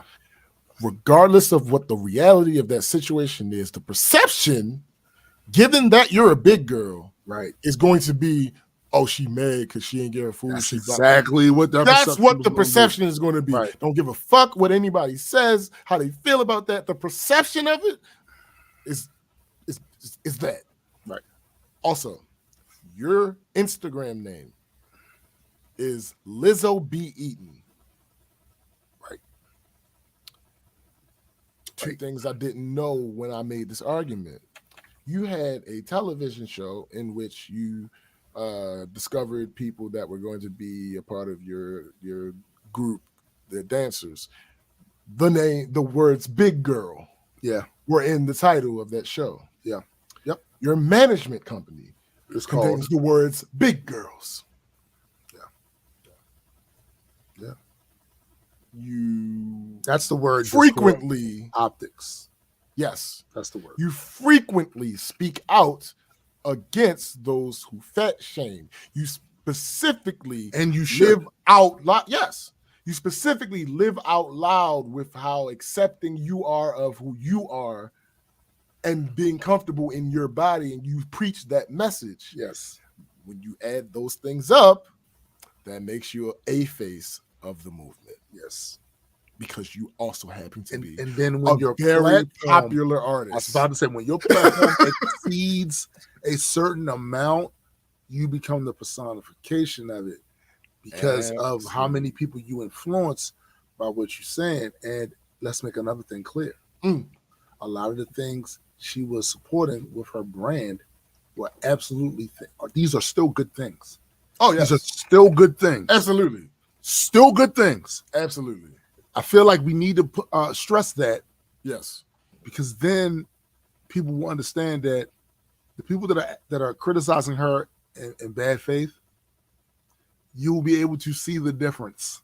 Absolutely. Between those that are criticizing her in bad faith and those who are saying you have a responsibility now, whether you like it or not. You put yourself in this position. Yeah. Whether intentional or not. Yeah. Because we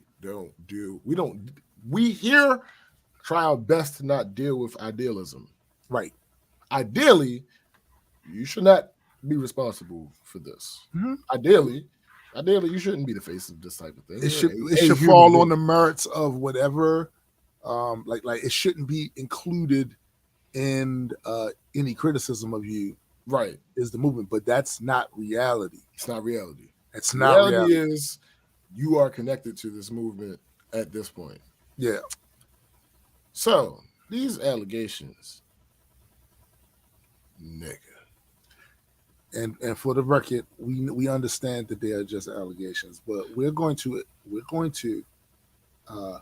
go through a list of things that are red flags. And for those who don't have the stomach for their heroes to be exposed about certain things, which make the point that it is not outside the realm of possibility that everything that's being said right now happened. It's not. I know people don't want to. I seen the same thing with Trump. Yeah, absolutely. None of these things are outside the realm of possibility of happening. And if they did, there's consequences. Absolutely, 1,000%. And before Tim alluded to this earlier, be fucking for real. We cannot do this thing. It's an overcorrection. It's a gross overcorrection. We can't do this thing where we tell people in the public eye. I mean, not in the public eye. People, the public, where we tell the public how they are supposed to respond to allegations on celebrities, right? Because we do the same shit. You used it in a reference to Trump, and another reference is the whole freedom of speech. Yes. We do this dumb thing where we conflate laws and civilization. Yeah, basically things that are written down and codified into law versus the way humans behave, human interaction, in society, simple civics. Yeah. There's a formula for how a lot of these things go that is predictable. Right. When you, unfortunately, it's a little bit of the counter to one of the things we say about your heroes having no power. Right. Not here. Specifically here, because we know that it is a thing that y'all give y'all heroes a lot of power. And this on this little show of ours, we know that we are like a piece of paper trying to hold back a tsunami. Right. This will stop it. We know, but somebody's got to try.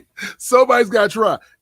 I said, y'all got to find some space. If we held it back the nanosecond that it would take for somebody powerful enough to get involved, right? Exactly. Then fuck, we did our part.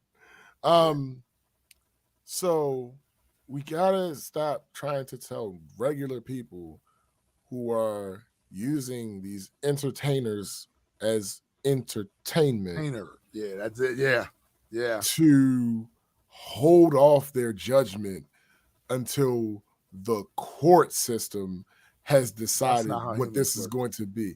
That's literally why there's this difference between the court of law and the court of public opinion. Also, it's literally a difference. We add a whole bunch of credence to the legal system, and sometimes measures, and then in other measures we don't. We're like, no, it don't matter. Right? What? No. Either way, this is the same system that we're talking about. Yeah. There is selectivism, but not the way that you guys are trying to make it out. I will guarantee you, if somebody who you absolutely detest gets off in a crime that you feel this motherfucker did, you're going to be looking at the court system crazy. Absolutely. But then you want to use them as the arbitrator of what's true, what's not true, who did what, who did not. So if that's the case, keep that same energy, because every time somebody go to court, they obviously figured it out, right? If we gonna keep it funky, a conviction does not mean you're guilty. Nope. And getting off does not mean you're innocent. You're innocent. Come on, let's tell the truth. It's just not how that actually works. That's not how the system actually works. I know what the system is supposed to do.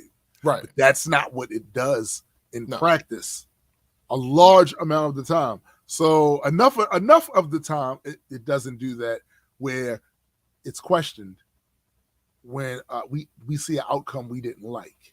Because I do it. Yeah. What the fuck? Nah, right. B. Right. Because it's human. It's human natural. It's natural for us to behave that way. But again. So what exactly happened? Ugh. Yeah, no. But, all right, so there are 3 plaintiffs. They are ex-dancers for Lizzo. There are 3 defendants. Who, by the way, just did There's- an interview on CNN the other day. Yeah, the three plaintiffs did an interview. There are 3 defendants. Hold up. There's Big Girl Big Touring. That's the name of her company. Right. So again, With the how big are you not the face? How are you not positioning yourself as a face of? Okay, I mean, Big Girl Big Touring. Lizzo herself as an individual, and then Lizzo's dance coach, Mhm. Charlene Quigley. These are the defendants.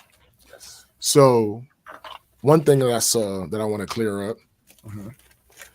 every complaint is not levied against each Yes. defendant. Yes. Yes. That is not what's going on. However, I also want to make clear, because I saw people getting this wrong, Mhm. Lizzo's the boss. So there might be something on here that Lizzo didn't do herself, but if she is in any way knowledgeable of, she is directly still responsible. Yeah, that's how that works. All right. So complaint for damages. Complaint number 1, hostile work environment, sexual harassment. All plaintiffs against all defendants. Complaint number 2, failure to prevent and or remedy hostile work environment, sexual harassment. All plaintiffs against all defendants. Mhm. Count number 3, religious harassment. All plaintiffs against defendants Charlene Quigley and Big Girl Big Touring Inc. Number 4, failure to prevent and or remedy religious harassment. All plaintiffs against all defendants. Number 5, racial harassment. Plaintiffs 2 against defendant Big Girl Big Touring. Complaint number 6, disability discrimination. Plaintiff 1 against defendants Big Girl Big Touring and Lizzo. Mind you, this is the first one where specifically Lizzo's name was mentioned. Yes. Some of them have been against all of them, but this is the first one where specifically Lizzo's name was mentioned. Number 7, intentional interference with prospective economic advantage. All plaintiffs against Big Girl Big Touring. 8, assault. Plaintiffs 2 against defendant Lizzo. Mind you, this is the first one that is only against Lizzo. Yeah. And number 9, false imprisonment. Plaintiff 1 against defendant Big Girl Big Touring Inc. So what happened? What happened? What are these allegations mean? Because I just gave you like legal speak. Yes. So let me pull this up because I did some little bit of due diligence. Of course. A little bit of due diligence. I don't know. Did I delete it? I might have deleted it. All right. Damn. I'll just look at the. You broke it. I did. It's been a long day. that's my excuse for everything. I'll allow it. A long day. Yeah, it's been a really long. Again, I have not been asleep since Thursday. So I'll just read it. Read it. This case centers on 3 professional dancers' experiences working for Big Girl Big Touring and Lizzo. Throughout their employment, the plaintiffs were subjected to a host of violations of California statutory and decisional law. In or about March 2021, 2 of the plaintiffs were introduced to Lizzo when they were contestants on Lizzo's reality television show, Watch Out for the Big Girls, which was released on Amazon Prime Video. During the show, contestants competed for the opportunity to join Lizzo's team as her big girl dancers, accompanying Lizzo in her live performance and tours. On about May 2021, one of the plaintiffs was required by Lizzo and the company to submit a psychological examination to ensure she was psychologically healthy enough to endure the strain of filming the television show. During this examination, the plaintiff disclosed that she struggles with anxiety and depression, which occasionally results in binge eating. The waiver of privilege of confidentiality and consent to evaluation form she signed prior to undergoing the examination states that the information disclosed during the evaluation may be provided to production, its representatives, and or any other individuals or entities involved in the show as deemed appropriate by the doctor performing the evaluation or by production. The plaintiff is informed and believes that her disclosure of her struggles with anxiety, depression, and binge eating were relayed to Lizzo.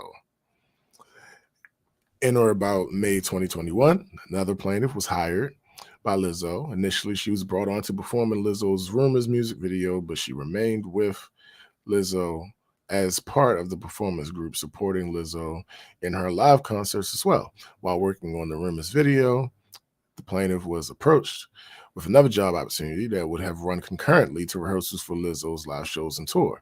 After rehearsal for Lizzo's live shows were postponed, the plaintiff approached Lizzo's tour manager about possibly taking on this one-day job opportunity.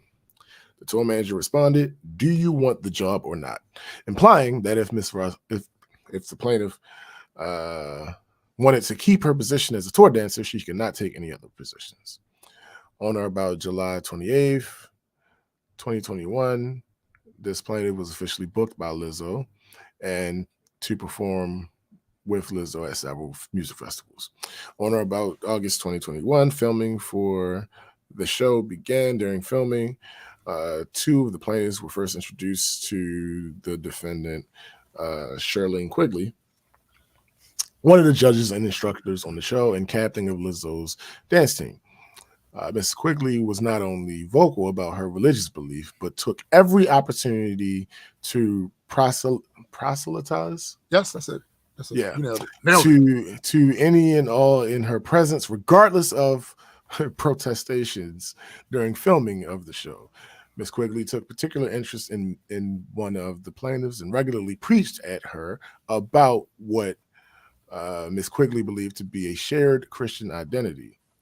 Also during filming, Ms. Quigley discovered that this same plaintiff was a virgin, and this plaintiff's virginity became a topic of extreme importance to Ms. Quigley. Mm-hmm. In the months to follow, Ms. Quigley would routinely bring up the plaintiff's virginity in conversations with plaintiff.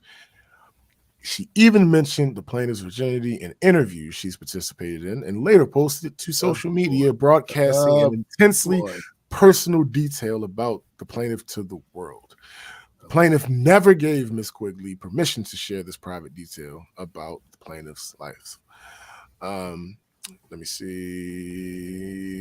Next one. As one of the competitions in the show, contestants were told they would be required to participate in a nude photo shoot. While some contestants were not bothered by this, the prospect of a nude photo shoot made other contestants severely uncomfortable. Plaintiff was particularly distressed by this challenge. She was entirely uncomfortable being photographed nude for anyone with access to Amazon Prime Video to see, as this challenge was part of the competition. Plaintiff believed poor performance or outright refusal would have resulted in plaintiff being sent home from the show and no longer being considered for a spot on the dance team.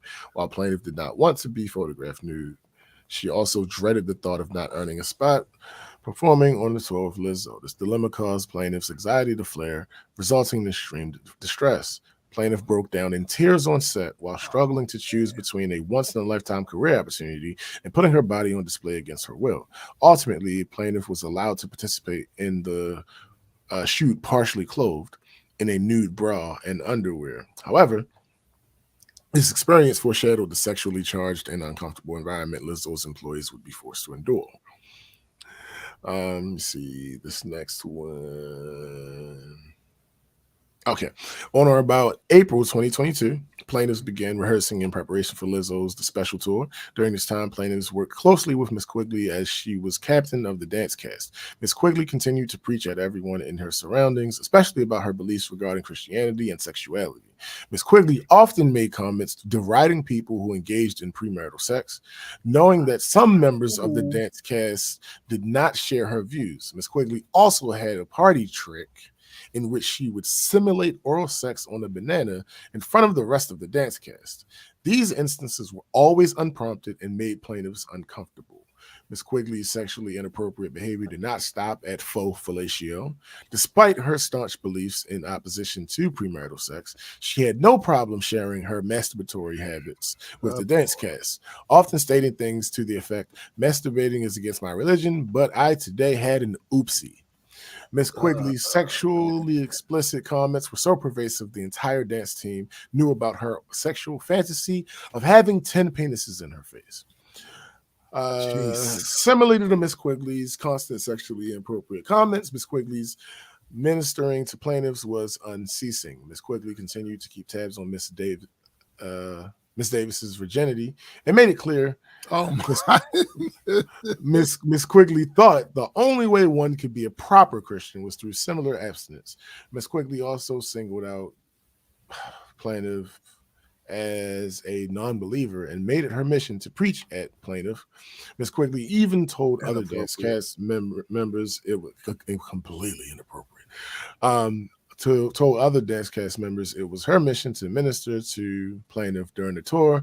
When cast members told plaintiff of Miss Quigley's intent, plaintiff specifically requested that Miss Quigley refrain from impressing her religious beliefs upon plaintiff. Miss Quigley became irate and yelled at plaintiff. At one point while on tour, Miss Quigley stated, "No job and no one will stop me from talking about the Lord." Come on one man, occasion, that's obnoxious as fuck.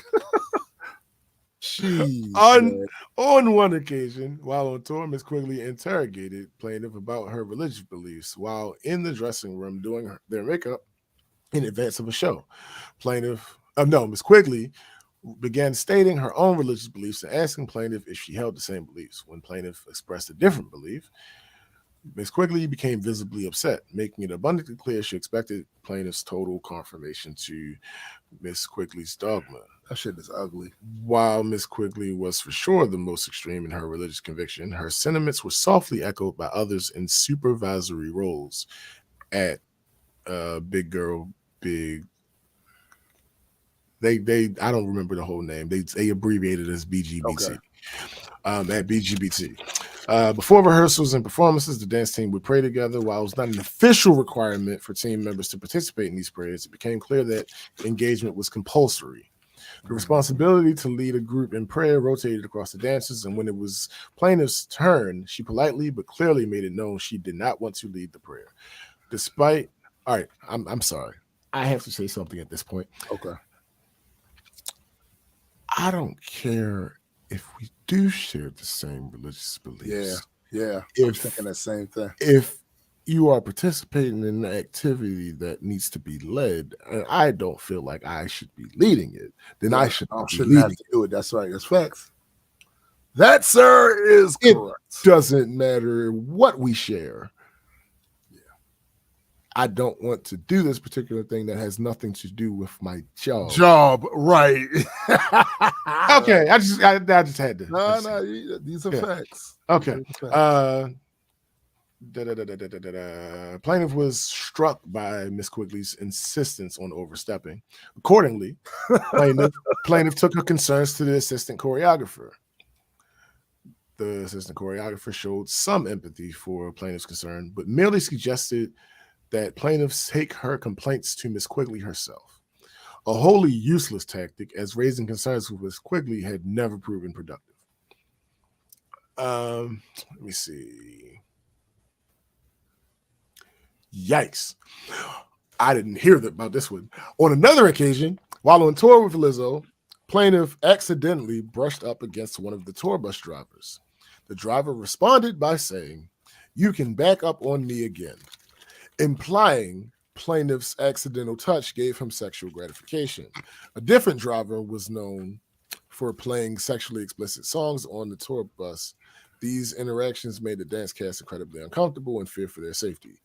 Plaintiff reported the driver's inappropriate behavior to BGBT management on several occasions, but BGBT never did anything to protect the dancers. Management merely questioned whether the drivers were drunk and or driving safely and did nothing to make the dancers feel any safer than they did prior to reporting the driver's behavior. After several reports by plaintiffs, management began denying ever hearing about drivers' inappropriate behavior. Let me see. Blah blah blah blah blah blah. Okay. Did you cover the part where? No. Okay. On or about February 23, 2023, plaintiffs performed with Lizzo at a show in Amsterdam, Netherlands. After the show, Lizzo invited the dancers out with her on the town. These invitations were not unusual, and attendance was not mandatory, but it was well known that dance cast members were expected to endear themselves to Lizzo. Lizzo often mentioned that she had eyes and ears everywhere and only wanted good people with good energy around her. Those who attended after-party events Lizzo planned were often favored, selected to perform with Lizzo at shows outside of regularly scheduled tour dates, and were widely considered to enjoy greater job security. Can I say something real fast about that part right there? You see this happen often. Yeah. Where there's one person that got celebrity status, and other people try to ingratiate themselves to them because that person makes it relatively known that if you do that, you'll get benefits from it. Yeah.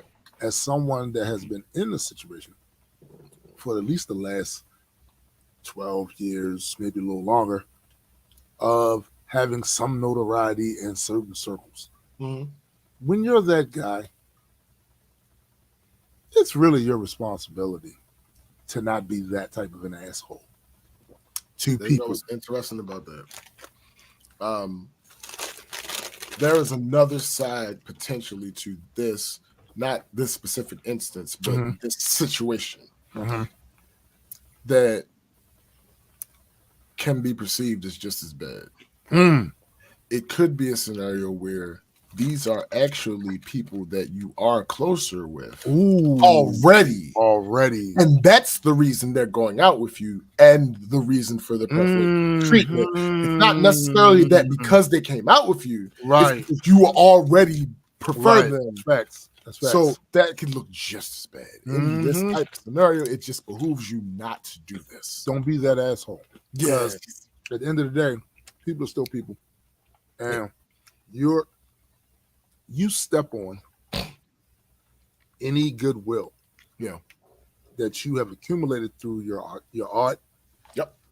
I've also found that how you treat the people that support your shit matters. It matters. How ungrateful do your ass look? They remember. Yeah, they remember. Whether good or bad. Like how ungrateful do you look? This doesn't mean that you are supposed to bow and scrape. No, not that. But there's a certain level of just common courtesy and decency of how you're supposed to treat another human being. And that obnoxious, I'm famous, so I can do this type of shit is ass. Y'all, there's no way other way. Y'all can try to twist it, turn it. It's ass. All right. I'm famous, so I can treat people like no, nigga, no, you can't. No, that's not true. No, you can't do that. So this particular evening, Lizzo sent out the invite through her close friend and member of the dance cast. That's funny. I didn't even realize that's actually pretty much what I was just saying. I didn't even realize that was the case. This particular evening, Lizzo sent out the invite through her close friend and member of the dance cast.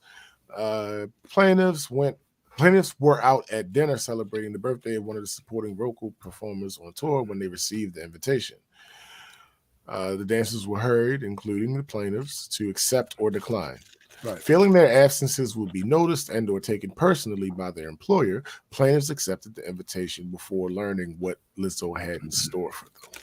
As it turns out, Lizzo had planned a night out in Amsterdam's notorious red light district, known for its abundance of sex theaters, sex shops, and clubs and bars where nudity is on full display. The main event of the night was a club called something that I'm not going to attempt to pronounce, where patrons are allowed to interact with completely nude performers. When plaintiffs expressed misgivings about the plans for that night, Lizzo's close friend stated that if it was too late to back out because she had already sent Lizzo the head count for the It's too late. You fucked up now. Again, feeling the looming pressure of job security, should plaintiffs abstain from attending, plaintiffs reluctantly went along for the evening. While at the bar, things quickly got out of hand. Lizzo began inviting cast members to take turns touching the nude performers, catching dildos launched from the performers' vaginas, and eating bananas protruding from the performers' vaginas. Stop. I know there are people out there that's going to say, oh, come on now. No one would do that. There is a literal interview with Lizzo where the interviewer says they literally are talking about this exact thing that she said she wanted to do. And she seemed very tickled pink about it. What this shows, in my estimation, is this is a red flag. This is one of the flags that is just up there to go, damn. This is the exact thing you talked about in that interview right there. If this had been anybody with a similar situation like this, where there's a video of you talking about the specific type of thing, and then we find out later that you abused the privilege with this thing by having other people do it who didn't necessarily want to be a part of that shit like that, we would be saying, come on, bruh. Come on, bro. Come on. Lizzo then turned her attention to plaintiff and began pressuring plaintiff to touch the breasts of one of the nude women performing at the club. Lizzo began leading a chant, goading plaintiff. Plaintiff said 3 times loud enough for all to hear, "I'm good," expressing her desire not to touch the performer. The chant grew louder. For reference, this particular plaintiff is the one that is an admitted virgin. Yeah, oh my goodness. That adds, I feel, because it does. Okay. She said, "I'm good," expressing the desire not to touch the performer. The chant grew louder and more strident, demanding a visibly uncomfortable plaintiff to engage with the performer. The plaintiff reiterated her discomfort, saying, "I'd rather not because I'm cool here in the corner." Finally, the chorus became overwhelming, and a mortified plaintiff acquiesced in an attempt to bring an end to the chants. After plaintiff briefly touched the performer's breast, the group burst into laughter. Plaintiff abashedly laughed along, trying to hide how uncomfortable this interaction made her. And this is the nervous thing right laughter here, is a thing. We don't laughter is a thing, and you got there are gonna be people out here to go, "Was she laugh?" Come on, y'all! Like we really doing that? Fuck out my face. Her efforts to conceal her discomfort were apparently unsuccessful, as on several occasions, BCGz management in attendance, as well as Lizzo's security team, asked plaintiff if she was okay. Plaintiff replied, "Kind of," to one of the requests, and "no" to the other. In addition to pressuring an unwilling plaintiff into interacting with a new performer, plaintiffs and all in attendance were unable to avoid witnessing Lizzo's incredibly public displays of sexual affection with her boyfriend. At one point, the couple exuberantly took her best friend and 2 members of the band, which performed with Lizzo on tour, to a back room before returning sometime later. Upon her return to the main club, Lizzo began to pressure a member of her security team to participate in the night's debauchery. Lizzo badgered the security guard to get on the club stage until he submitted to her demands. When he got on the stage, his pants were pulled down, exposing his buttocks. Lizzo then began yelling, "Take it off," while a club performer hit the security guard with whips. Plaintiffs were aghast with how little regard Lizzo showed for the bodily autonomy of her employees and those around her, especially in the presence of many people whom she employed. Can I say this as somebody that has traveled to perform in places? My mentality might be a little bit different Mm. because I always feel like I'm at work. So it's not like I'm not going to go there and have a good time. I actually am going to have a good time doing the things I like to do, but there is a limit and a line to the shit because I am always focused on I got to perform at some point. You know what I'm saying? So I'm not acting like I'm just here to have a good time. This is work. What that entails is not just the performance, but also my interactions with the people that came to perform with me. I need to make sure that any merchandise that we're bringing along is being set up and presented properly to the people. There are a host of other things that you need to take care of when you're out there. Now, I am not by any means a Lizzo that has the budget and the money to have people do all that shit for you. I still feel, though, when you are out and about like that, and you know that there's work connected to this, there's a certain way you should purport yourself. And, you know, maybe that's because I come from work culture, right? But that's kind of how I see that, right? Good. That they seem to be just out of control. Super out of control. Yo. All right, the last one that I'll read on here, because this thing is long. It's official court documents. Oh, my goodness. Last one I'm going to read 45 pages? Oh, okay. Bruh. On or about April 20th, 2023, the dance cast was scheduled for an 8-hour rehearsal. Near the end of rehearsal, Lizzo arrived and called the dance cast together for a meeting to address the rumors of unprofessionalism. During this meeting, Lizzo also said that the dancers were not performing up to par and repeatedly accused the dancers of drinking alcohol before shows, even though the dance cast had never partaken in such a practice. Lizzo then stated all the dancers would be required to re-audition for their spots, and if Lizzo was dissatisfied with their performance at the end of the day, the dancers would be fired and sent home.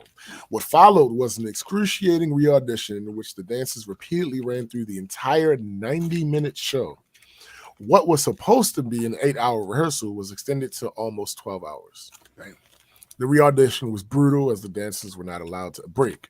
During the run-through of the show, plaintiff felt she needed to excuse herself to use the restroom. However, she was afraid that if she left the stage at any point during the audition, she would be fired. Plaintiff was pressed on as long as she could until she eventually lost control of her bladder. Oh, man. Still fearing the repercussions of exiting the stage during the run-through, plaintiff remained on stage, dancing in soiled clothes until there was a brief segment of the show where the dance cast was not part of the on-stage performance and were allowed a short break. She was utterly embarrassed and hurried backstage to change to clean clothes. Unfortunately, the only clothing available to her was a see-through garment provided by a wardrobe. Making her feel exposed and even more embarrassed, she was required to finish the rehearsal dancing in front of male crew members who were known to sexualize the dancers under less revealing scenarios, while wearing completely transparent shorts and no undergarments. After rehearsal was finally over, nothing was said to the dancers, but they were left with the impression that they were to show up the next day. Bruh. So, Lizzo put out a response. Let me read to you the response. And then I have a video of a PR professional. And she's critiquing the response. So Lizzo said,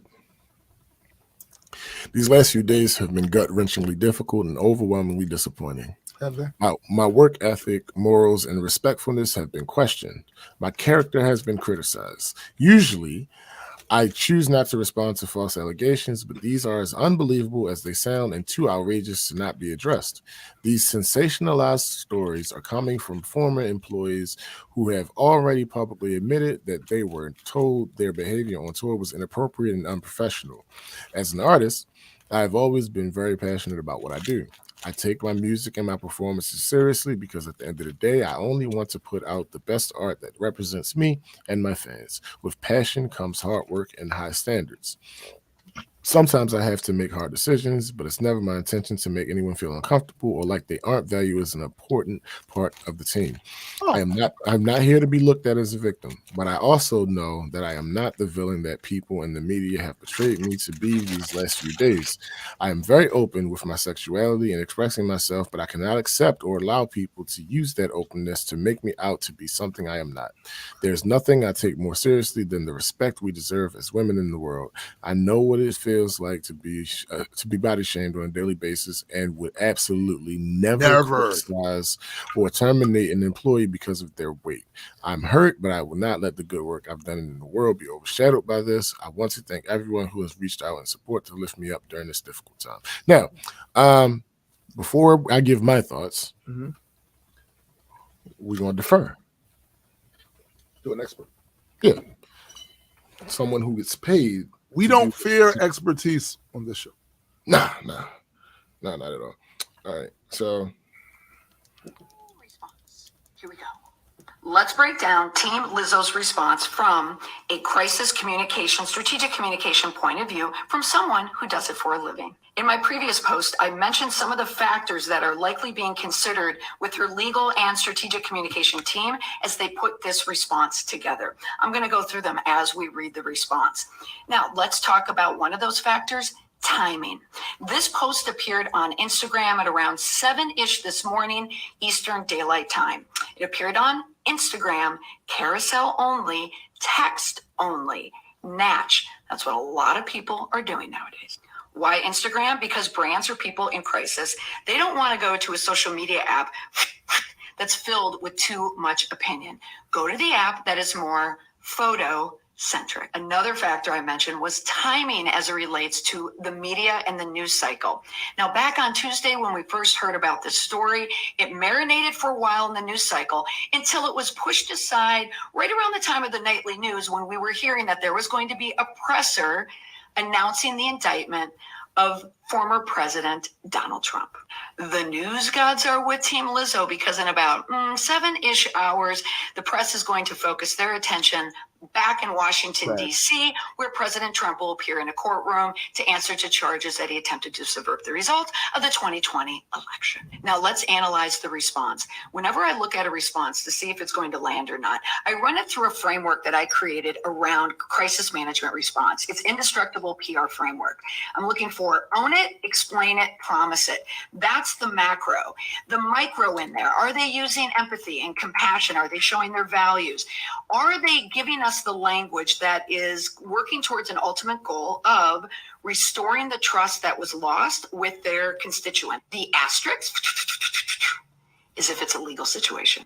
This is tricky because you're trying to balance between communication and legal. Your overall goal is to reduce legal liability while increasing trust with your stakeholders, or in this case, your fans and brand. An apology may increase legal liability, but it almost guarantees that your reputation is going to be hurt. And it's just a matter of how damaged it's going to be. Let's go through the response. The first step we're looking for is own it. These last few days have been gut-wrenchingly difficult and overwhelmingly disappointing. My work ethic, morals, and respectfulness have been questioned. My character has been criticized. Usually I choose not to respond to false allegation, but these are as unbelievable as they sound and too outrageous to be addressed. Step one, own it. Nope. Lizzo response. All right, part two. Part two, analyzing the Lizzo statement from a public relations perspective from someone who works in crisis communication and crisis management. In other words, I write these responses for a living. In the previous post, I discussed my framework, the indestructible PR framework, with the goal of keeping you in survival mode through a crisis. Own it, explain it, promise it. In the first slide here, Lizzo is definitely not owning it. Now, when you don't own up to whatever you're being accused of or the allegations, you are putting yourself on a path of deniability. When you are denying what happens, you have to double down in that denial because there's a lot of risk there, both legal but also reputationally. In order to buttress a denial, it usually comes with blame shifting. That's when you have to put it on someone else. which Lizzo does right here. These sensationalized, that's framing, stories are coming from former employees who have already publicly admitted that they were told their behavior on tour was inappropriate and unprofessional. Look for these little flags here when you have publicly admitted. That's put in by the lawyers. That's one of those invisible threats. We've got something on you. If you're going to come after us, we're coming after you. All right. The next stage is explain it. This is usually the context piece. It's where the person at the center of the crisis is going to explain what happened. The goal here is to speak to two very specific groups. One, reasonable people who can follow along with what's happening and kind of buy into it. And two, you're also speaking to your super fans, your advocates out there who might come out of the woodwork and support you. Since you are not owning it and you're doubling down on blaming, if you're blaming someone else, it means you are painting yourself as the victim. Here we go. I am not here to be looked at as a victim. But I also know that I'm not the villain that people in the media have portrayed me to be these last few days. Am I one of those people? I am very open with my sexuality and expressing myself, but I cannot accept or allow people to use that openness to make me out to be something I am not. There is nothing I take more seriously than the respect we deserve as women in the world. I know what it feels like to be body shamed on a daily basis and would absolutely never criticize or terminate any employee because of their weight. Now we have victim mentality. The struggle is real. People are attacking me, buttressed by her value statement, which every good response has. And in her value statement, she's talking about her sexuality and expressing herself. That's a way of diminishing some of the sexual harassment charges. Right. She's just framing herself as being very open sexually. Right. And the body shaming. She's not putting up with body shaming. So, I should probably do that for a living because a lot of the things she was saying, I was thinking that too. As the here's the one thing I didn't see any of the people that I saw talk about this say. Mm-hmm.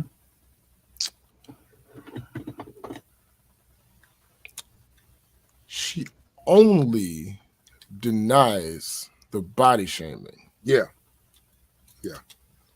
For the other stuff, at no point does she say the other stuff is false. Yeah, didn't happen. She calls it sensationalized. Right, and I would not allow somebody to use my sexuality, my openness to sexuality. Yeah, so I'm a hard worker. I have high standards. That's basically saying there's a lot of these things. There's some truth. There's truth to at least. And you said you did. You're basically. I didn't intend to make y'all feel uncomfortable by having y'all work 12 goddamn hours. It was that I didn't intend that. But who knows? So, again, we can't know for sure.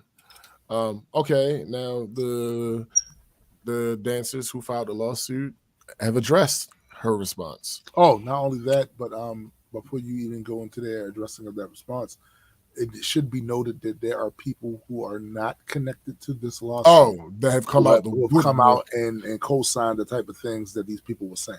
Mm-hmm. So on Thursday, ET spoke with I might as well say their names now: Ariana Davis, Crystal Williams, and Noel Rodriguez, the former backup dancers who filed a lawsuit against 35-year-old Grammy winner, her production company, and Shirlene Quigley.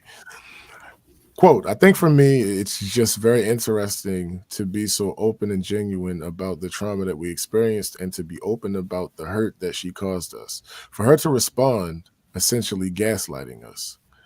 Williams tells ET's Denny Directo about the singer's statement published on Instagram on Thursday morning. She continues, quote, she never acknowledged any of the claims direct. Oh, so somebody did say it. She never acknowledged any of the claims directly that we have brought forward to the table. And so for it to be met with that, it just kind of solidifies the pattern that every time we bring up an issue, every time we advocate for ourselves, every time we speak up for ourselves, we're met with retaliation instead of okay, you experienced this as an artist, and what I represent, I don't want you to feel like I don't care about you. I don't want you to feel like I don't want to include you. I don't want you to feel like I'm body shaming you. If this is what you're feeling, I might completely disagree with you, but I can at least try to hear you out and see how we can go moving forward. End quote. Another quote, but we weren't met with that. We were constantly being gaslit, and she's constantly deflecting. So it just further proves our point and solidifies the claims that we're making. Blah blah blah. All right, that's the end of that. So, two things about this I feel are true. Mm-hmm. One, they're being coached well. Yes, they are. They're being coached well. They know exactly what to say, and that's great. The other thing that I feel is true is, like I said, she only addressed one allegation. Yeah. Like that's a little damning. Question: Do you believe she wrote her response, or did she have her lawyers coach her through that response? Oh no, absolutely her lawyers. So that being the case, there is a reason why she did not deny exactly those other allegations, because in any case of any court proceedings that are going to take place afterwards, you got to stand on that. Absolutely. You got to stand on that shit. Absolutely. So and it's interesting that she has decided she's vehemently deny that one specific one. Yes. Which isn't a complaint against her. No. It is not an official complaint against her. Yeah. She is not a defendant in that complaint. Yeah. See, this is why, like I said, man, these are red flags, B. These are things. I saw somebody bring up Jonathan Major's situation where the girl then comes and says that she was candidate and blah, blah. Here's in my mind the difference with that. He's not off the hook yet either. They still got to do the whole court thing. Absolutely. And his trial got postponed. And they didn't drop the charges on him. This is not me saying that he did it. Right. And I am acknowledging, as a black person, with this court system here in the country, black male specifically, there's some shit with that. So we got to wait and see what happens. But to be clear, this could have been, it's possible that they found enough evidence to not drop those charges, and it could be something of mutual combatant type shit going on there, which is why they didn't. All right. People often conflate other situations to go along with this, but the reality of the situation is there are a bunch of red flags we didn't get from Jonathan Majors previously that had us thinking, oh yeah, so it could be something good. We didn't know about any of the other things beforehand. Like I do, if I'm not mistaken, I do recall after this incident, we hearing about some other thing with some other girl or something. Well, all right. So what happened with the boots on the ground is that there has been at least a very small contingent of people who were actually talking about him before allegations came out. Now, again, I say small. It didn't reach me. It didn't reach you. Right. But yes, apparently there were a group of people who were talking negatively against him, saying that he was this kind of person, that kind of person. Right. Again, that's still alleged, but because it didn't reach us. And with the Lizzo thing, because she's a bigger artist, but more with bigger platform, those other things that she did that people are tacking onto the possibility that this is true, at least in part, has been very public. Very public. Absolutely. You know what I'm saying? So those are those things. I got to tell you that I know from being in that business, there's a bunch of inappropriate bullshit that goes on a constant fucking basis. Right. Like, I could tell you stories about promoters, local promoters in Baltimore, back when I was on the come up, and some of the horse shit they tried with the women artists. Yeah. Sometimes many times underage. Yeah. Girl artists, like that shit happens. So that's why that's not outside the realm of possibility that shit like that can take place. All right. There is and then it's also not outside the realm of these people being that way, and they never get held accountable for it. In fact, they wind up being celebrated later. I could tell you about this one guy in particular who we did a show for. It was Baltimore's version of the Apollo thing, years and years ago. And it was one of the first performances I did with Sean Black, right? And I had a bunch of people up on stage too.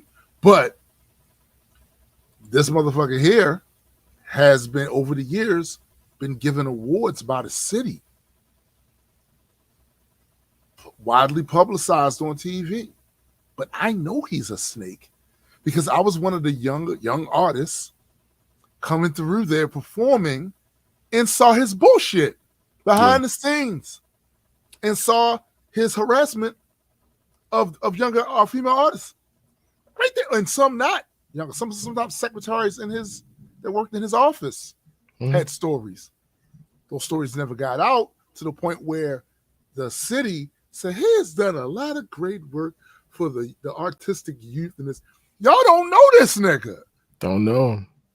And as a result, you celebrate him and you give him this award for his work. And what that perception does is, for people outside of all of it that just sees that's a really great. No, he's not. And his punk ass still around. Still getting props. You know what I'm saying? So it's like, that's not outside the realm of possibility, folks. Yeah. That type of shit happens in that industry all the time. Yeah. I want to address two things that my man Van brought up.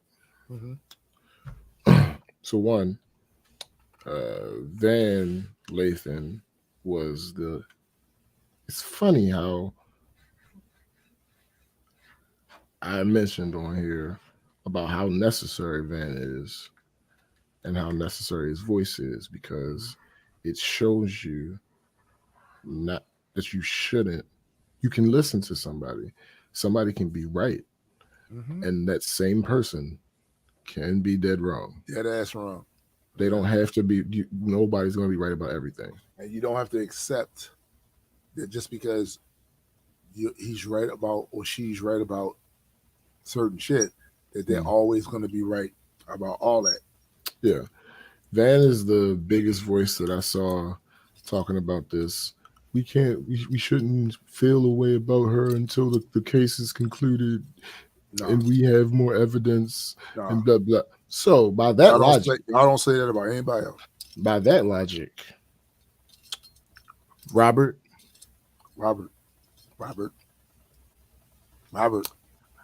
Now, I didn't see what Van said about the whole R. Kelly thing because I wasn't following this podcast back then. But I guarantee you, if I go pull that clip, he is not saying the same. Oh, we got to give R. Kelly the benefit of the doubt because, nothing's actually been proven yet. They also don't say that about when cops kill unarmed black folks. Correct. Like they don't say, we got to wait for the trial to happen so we can see. No, because in those moments you understand that you're in the court of public opinion. It's funny how that works. Yeah. In those moments, you absolutely understand you're in the court of public opinion. Another thing I want to address that he said is What'd he say? The mantra, believe all women. There are 3 women here. That is, well, absolutely. That's one point. That's one point. And he brought that up. He did. Okay. Now, to be fair to him, his point with that was they're all women. Right. There are 4 women. Yeah, because Lizzo involved as well. So yeah. So how 5. I'm sorry, 5 women. There are 5 women. How do you believe all of them when at least That's one of them that's has what a his question diametrically- was. That's what his question was. And my response to that is that it's never been my mantra. Right. My mantra for these type of situation is believe all victims. Yes. And that still doesn't mean believe every single thing that every single victim because there says. are red flags that you correct. And you What it means, have discernment. Absolutely. What it means when I say it, I can't speak for anybody else. This is probably the first time I said this out loud. So Tim, tell me if you agree or not. Okay. What believe all victims means to me is I don't have, regardless of what you believe in, I don't have purgatory, a Hades, a heaven, a hell, or a jail cell to put you in or keep you out of. Yes, sir. My opinion on this situation that involves likely a famous person who is rich, and we have example after example yeah, of the richer the person, the more terrible the person. Yeah. It does you no real tangible harm. Right. Particularly in comparison to what is alleged against you, for someone to think that you did this thing. Right. You're fine. You're fine. And nothing. Will you lose some money in the process? Absolutely. Yes. Absolutely. But you're rich. You got money. You don't. I have no sympathy for rich people losing money unless they're defrauded in some type of way. Like, yes. In those situations, absolutely. And even then, only a little. Because you're rich. You'll be fine. And again, this is the other thing about believing. I do actually accept that definition. That for me, believing all victims is that. Plus, it means do not seek to victimize them again. Correct. Meaning, I am not going to be running out here going out of my way to completely shit on somebody's claim that something happened to them because I don't know that it did or didn't. So I am going to err on the side of, hold up now. Yeah. You will not hear me out here running my fucking cake hole about them in a negative way and trying to pull up all kinds of fucked up shit from their past, to impugn them. Nope. I'm going to sit back here and say, well, hear the person out, and we'll see what happens. Yeah. And that will be my position on it. But it won't be, oh, hell no. And I don't care if it's one of my, we like Jonathan Majors. Y'all literally heard us on this show bigging him up. Oh, yeah. Bigging him up. That did not stop us. When that shit came out, that did not stop us from doing the same thing to him that we're talking about with Lizzo now. Why? Because one of the purposes of this show is to try it differently. Yeah. I know a lot of these other podcasts will get up here and they will do what they do. And they do it, I'm sure, in a lot of cases to get clicks and attention, to get the hot take out there that they can clip and put it up on their channel and get 1 million views off of it and get conversations, get people mad at them, which in turn brings more people to the clip and more people to the show. But they sound good and they look good saying it. Exactly. But that's not what we do here. So even the people that we are fond of, that we think are very talented, they're not above any scrutiny, and they're not above us giving critical analysis. We gotta hold you to the fire. We're gonna hold you to the fire. Look, my man John Boyega is an unofficial member of Multi-World Entertainment, and there's some shit come out about him that's crazy. There's a lawsuit filed. We're gonna be on his time. It's gonna be the same critical analyzing, looking at the shit like, hold up, what's this? Yeah. Now, to Lizzo's credit, there are things in that lawsuit, and even what I'm about to say, I'm going to have a fight back against what I'm about to say. Right. There are things in that lawsuit that seem minuscule. Yeah. There are things in that lawsuit that seem trivial. There are things in that lawsuit that cannot be proven in the court of law because you're talking about a feeling, right?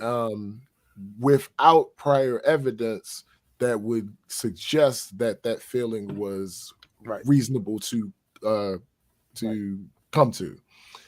However, lawyers get paid a lot of money. Yeah, they do. And the reason that sometimes these things are in these lawsuits is not for those things to be upheld or proven. Right.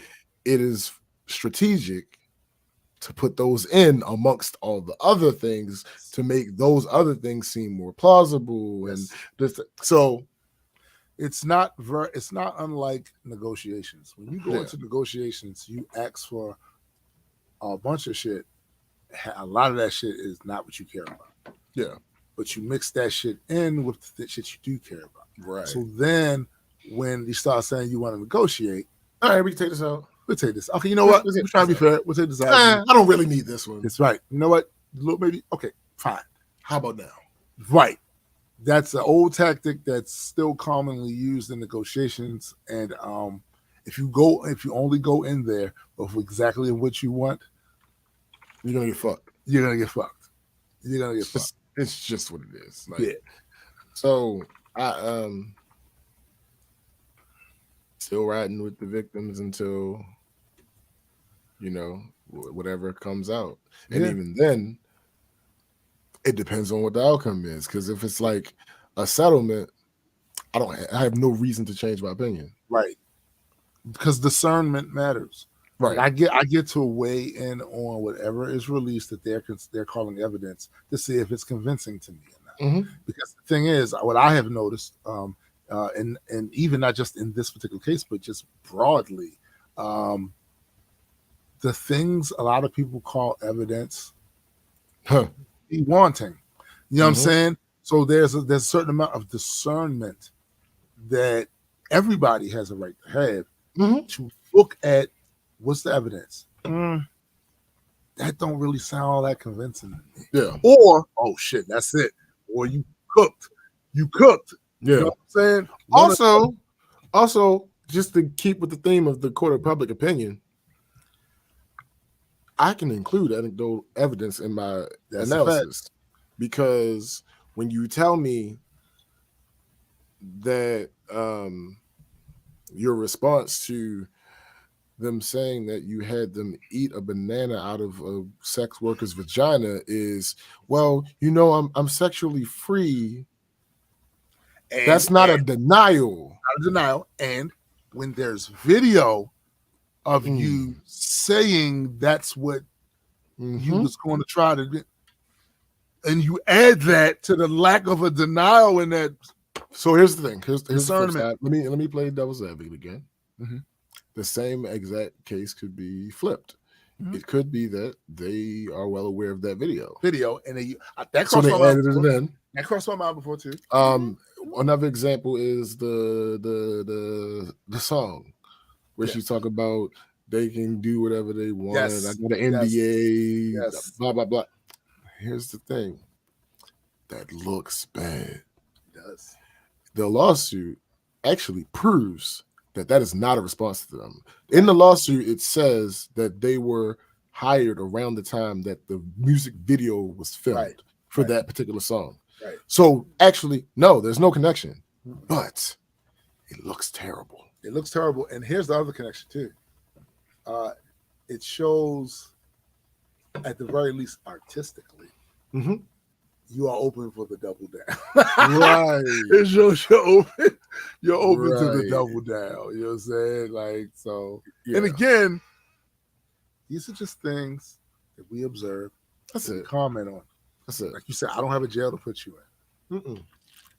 There's a ground I could put you in, but that's a whole different. We don't want to talk. Yeah, that's a different situation. You know what I'm saying? Different situation. But I don't have one of any of those things. So, like, I'm going to look at this the way I see it, and if it looks shaky, if it looks scammy, that is what it is. Plus, eat the rich. Yeah, that too. Never forget.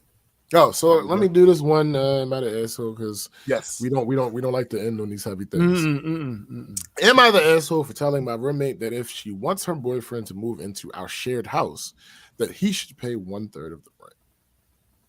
There's a very specific reason why I picked this one. All right.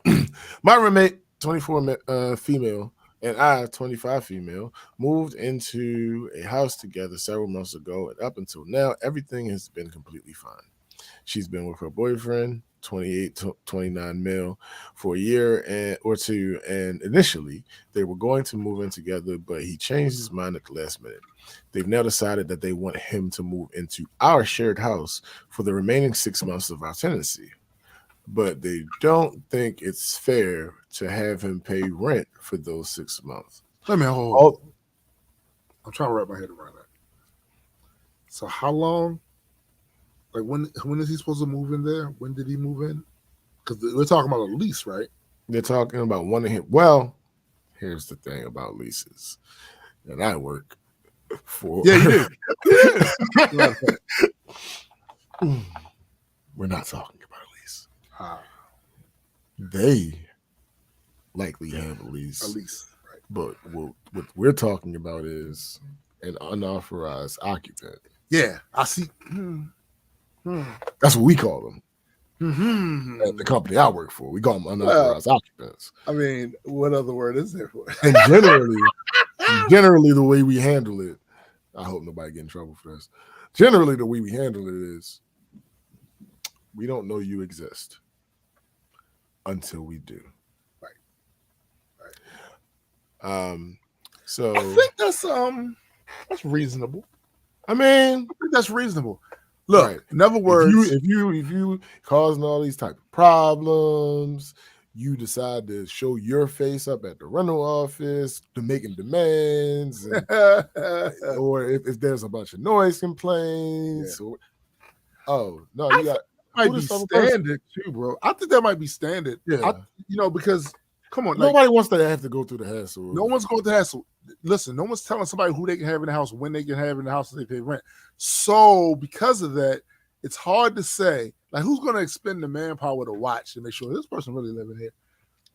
They're not going to do that. But the moment you make yourself known, they on your ass cheeks, and I think that's fair. I think it's fair.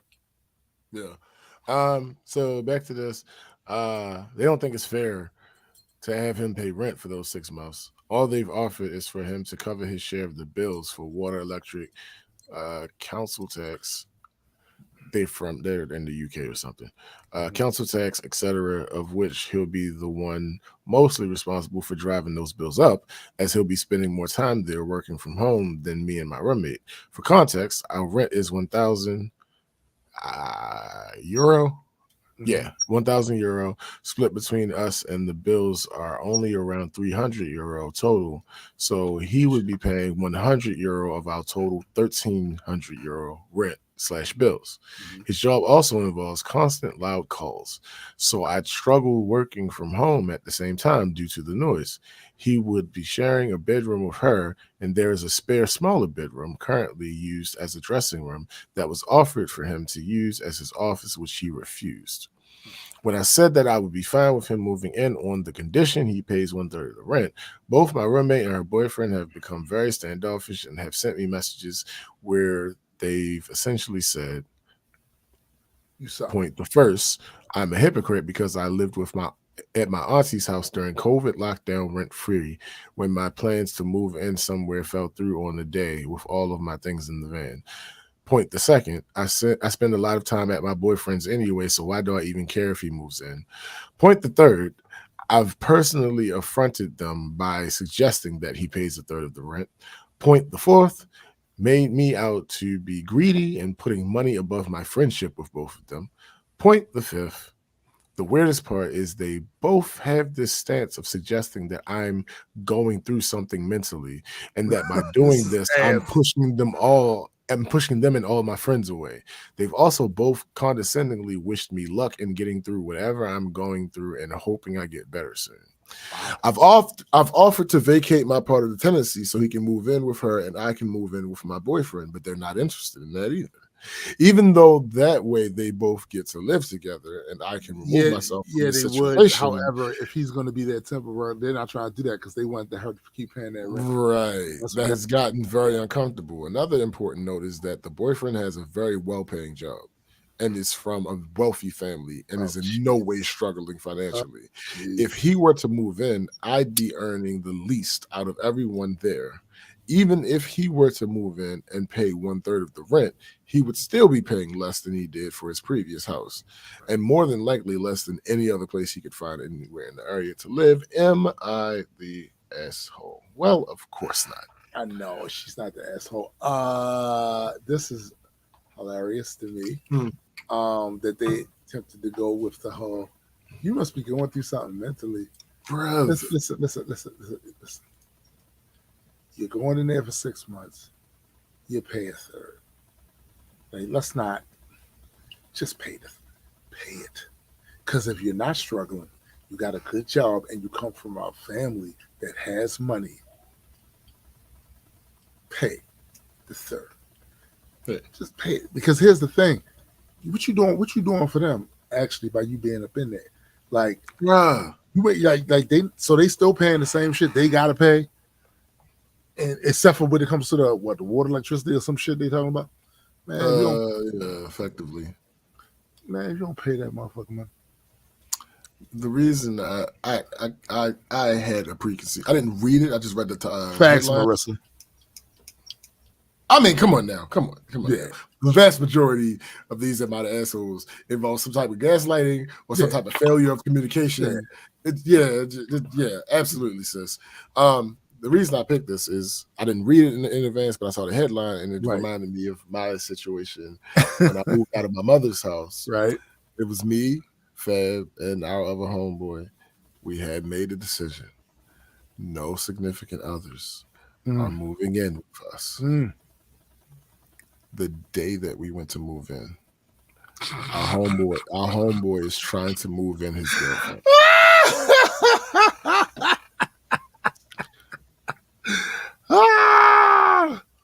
So to that you all said sure. We did on the condition that she pays 1/4 of the rent. You're motherfucking right. And he said, okay. Oh, there you go. There you go, nigga. There you go.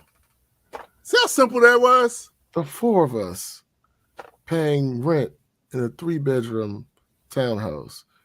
Our rent individually, I know it was $202 a month. Yo, first of all, I mean, I get it, but there's never a time where I felt like I wanted to live in a household with that many people that wasn't, wife, kids.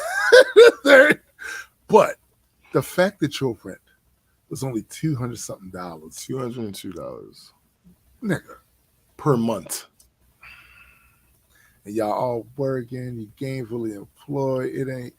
Oh yeah, what's the rent? It said 202. I just got to take that. Nigga, I could pay my full portion of the rent with one check. Yeah, and just fuck off with the which I did, which is a very bad idea. It is a bad idea. It is. Yeah, in hindsight, I was 19 though, so yeah, it was an idea at this time. Had come. Right. Absolutely. But, yeah, no, you're right. It is a bad idea to do it, but terrible idea in hindsight. Point is, because you could have been saving. It's a lot of shit you could have been doing with that. Absolutely. But that being said, it still was a novel situation right there. Yeah. And notice how nobody bitched because it makes sense. Oh, yeah, well, I'll be living. How are you gonna do that? All right, cool. Oh, that's cool. So I only got to pay $202. All right, bet. Right. All right, bet. Because like you just want to do the thing that we decided that we weren't. Okay, that's fine, but you got to pay. And here's the thing: the person still makes out. Y'all make out. Right. Now you have to pay. You only have to pay less every month. This person, if they went and try to get their own place somewhere, they'd even paying more. Yeah, what the fuck? Yeah, fuck it. That's why, like I said, man, I think that's pretty much a standard attitude that a lot of rental places make. They're not gonna sit around at you. But if you make yourself known, in a way she kind of did, but we put her out. Oh damn, that happens. Yeah, we broke up. They broke up. Shit happened. That's a whole story for a whole different. I might one day get Fab to come on here. Yeah, y'all go and retell the story of that year. The glorious year. Glorious is an interesting word to use. But yeah, that's our show, folks. We want to thank all of you guys once again for joining us with the shenanigans. I do want to future-proof something real quick, because I know my commentary on Hair Trump is going to be seen and heard. I want to make sure these points are made out here. Some people are deflecting with the whole, but what about the email lady? Didn't she say something? The email lady conceded 24 hours after. Just so you know, she didn't break no laws. What the other questions? What about Al Gore? He challenged the election in court. Guess what? After he lost, he conceded, and then he fucked off and went home. That's not what we see here. So that's a false equivalency. Everybody chill the fuck out. But anyway, remember, there's always music. There is always music. Always. So just go to Spotify or wherever you go to listen to your music. Check out all of the music that we have available. Check out Graydon's music. Check out Sci-Fi's music. Check out Adequate's music. And get it in. Because listen, we get those spins. If you listen to 30 seconds of it, it counts as a spin on Spotify. You know what I'm saying? Go check that music out. Also, do not forget to check out my man Jada Nerd's channel, the Jada Nerd channel. Do not forget to check out my guy Super Side Guys, Metas and Mutants. And of course, Chrissy's podcast, Heard It Through the Grapevine. And just another reminder that we are starting to get in a lot of the Kickstarter stretch stuff. I think probably the last thing that will be printed up because of the proofreading and all the stuff we have to do with it will be the book itself. We should be starting to send out the first bit of the fulfillment stuff in September. Also, in the month of September, we will have a launch page for the next Kickstarter for the next issue that will run in October. So you're going to want to like that page so you'll be alerted of when, the Kickstarter goes live.